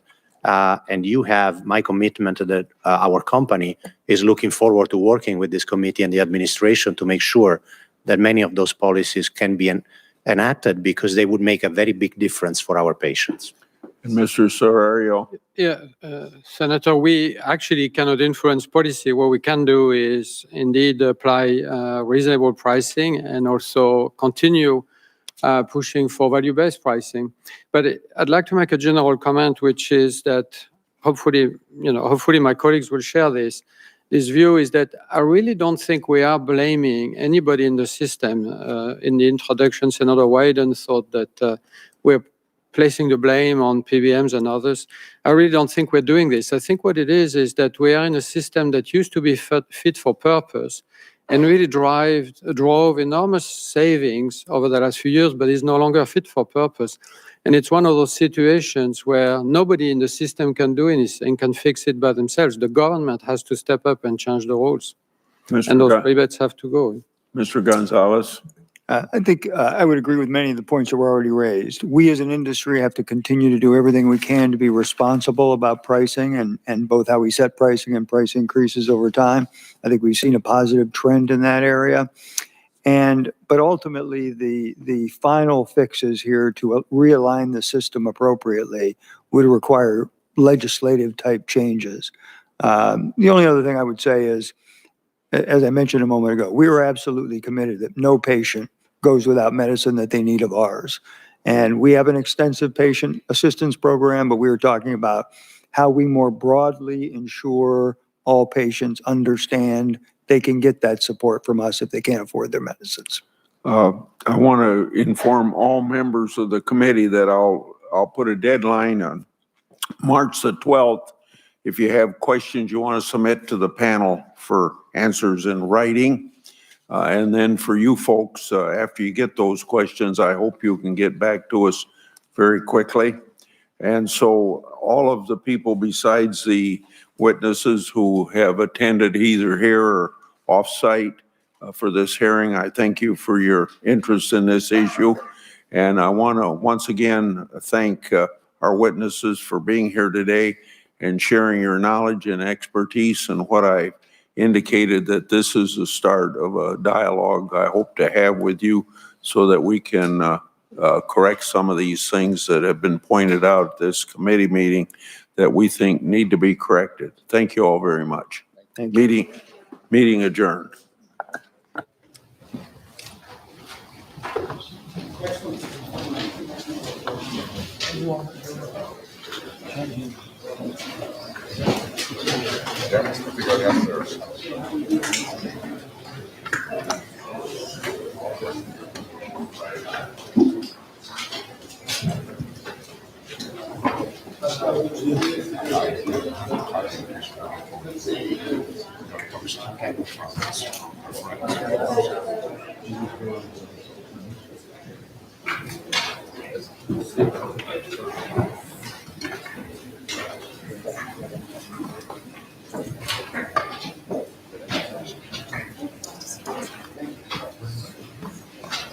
Great.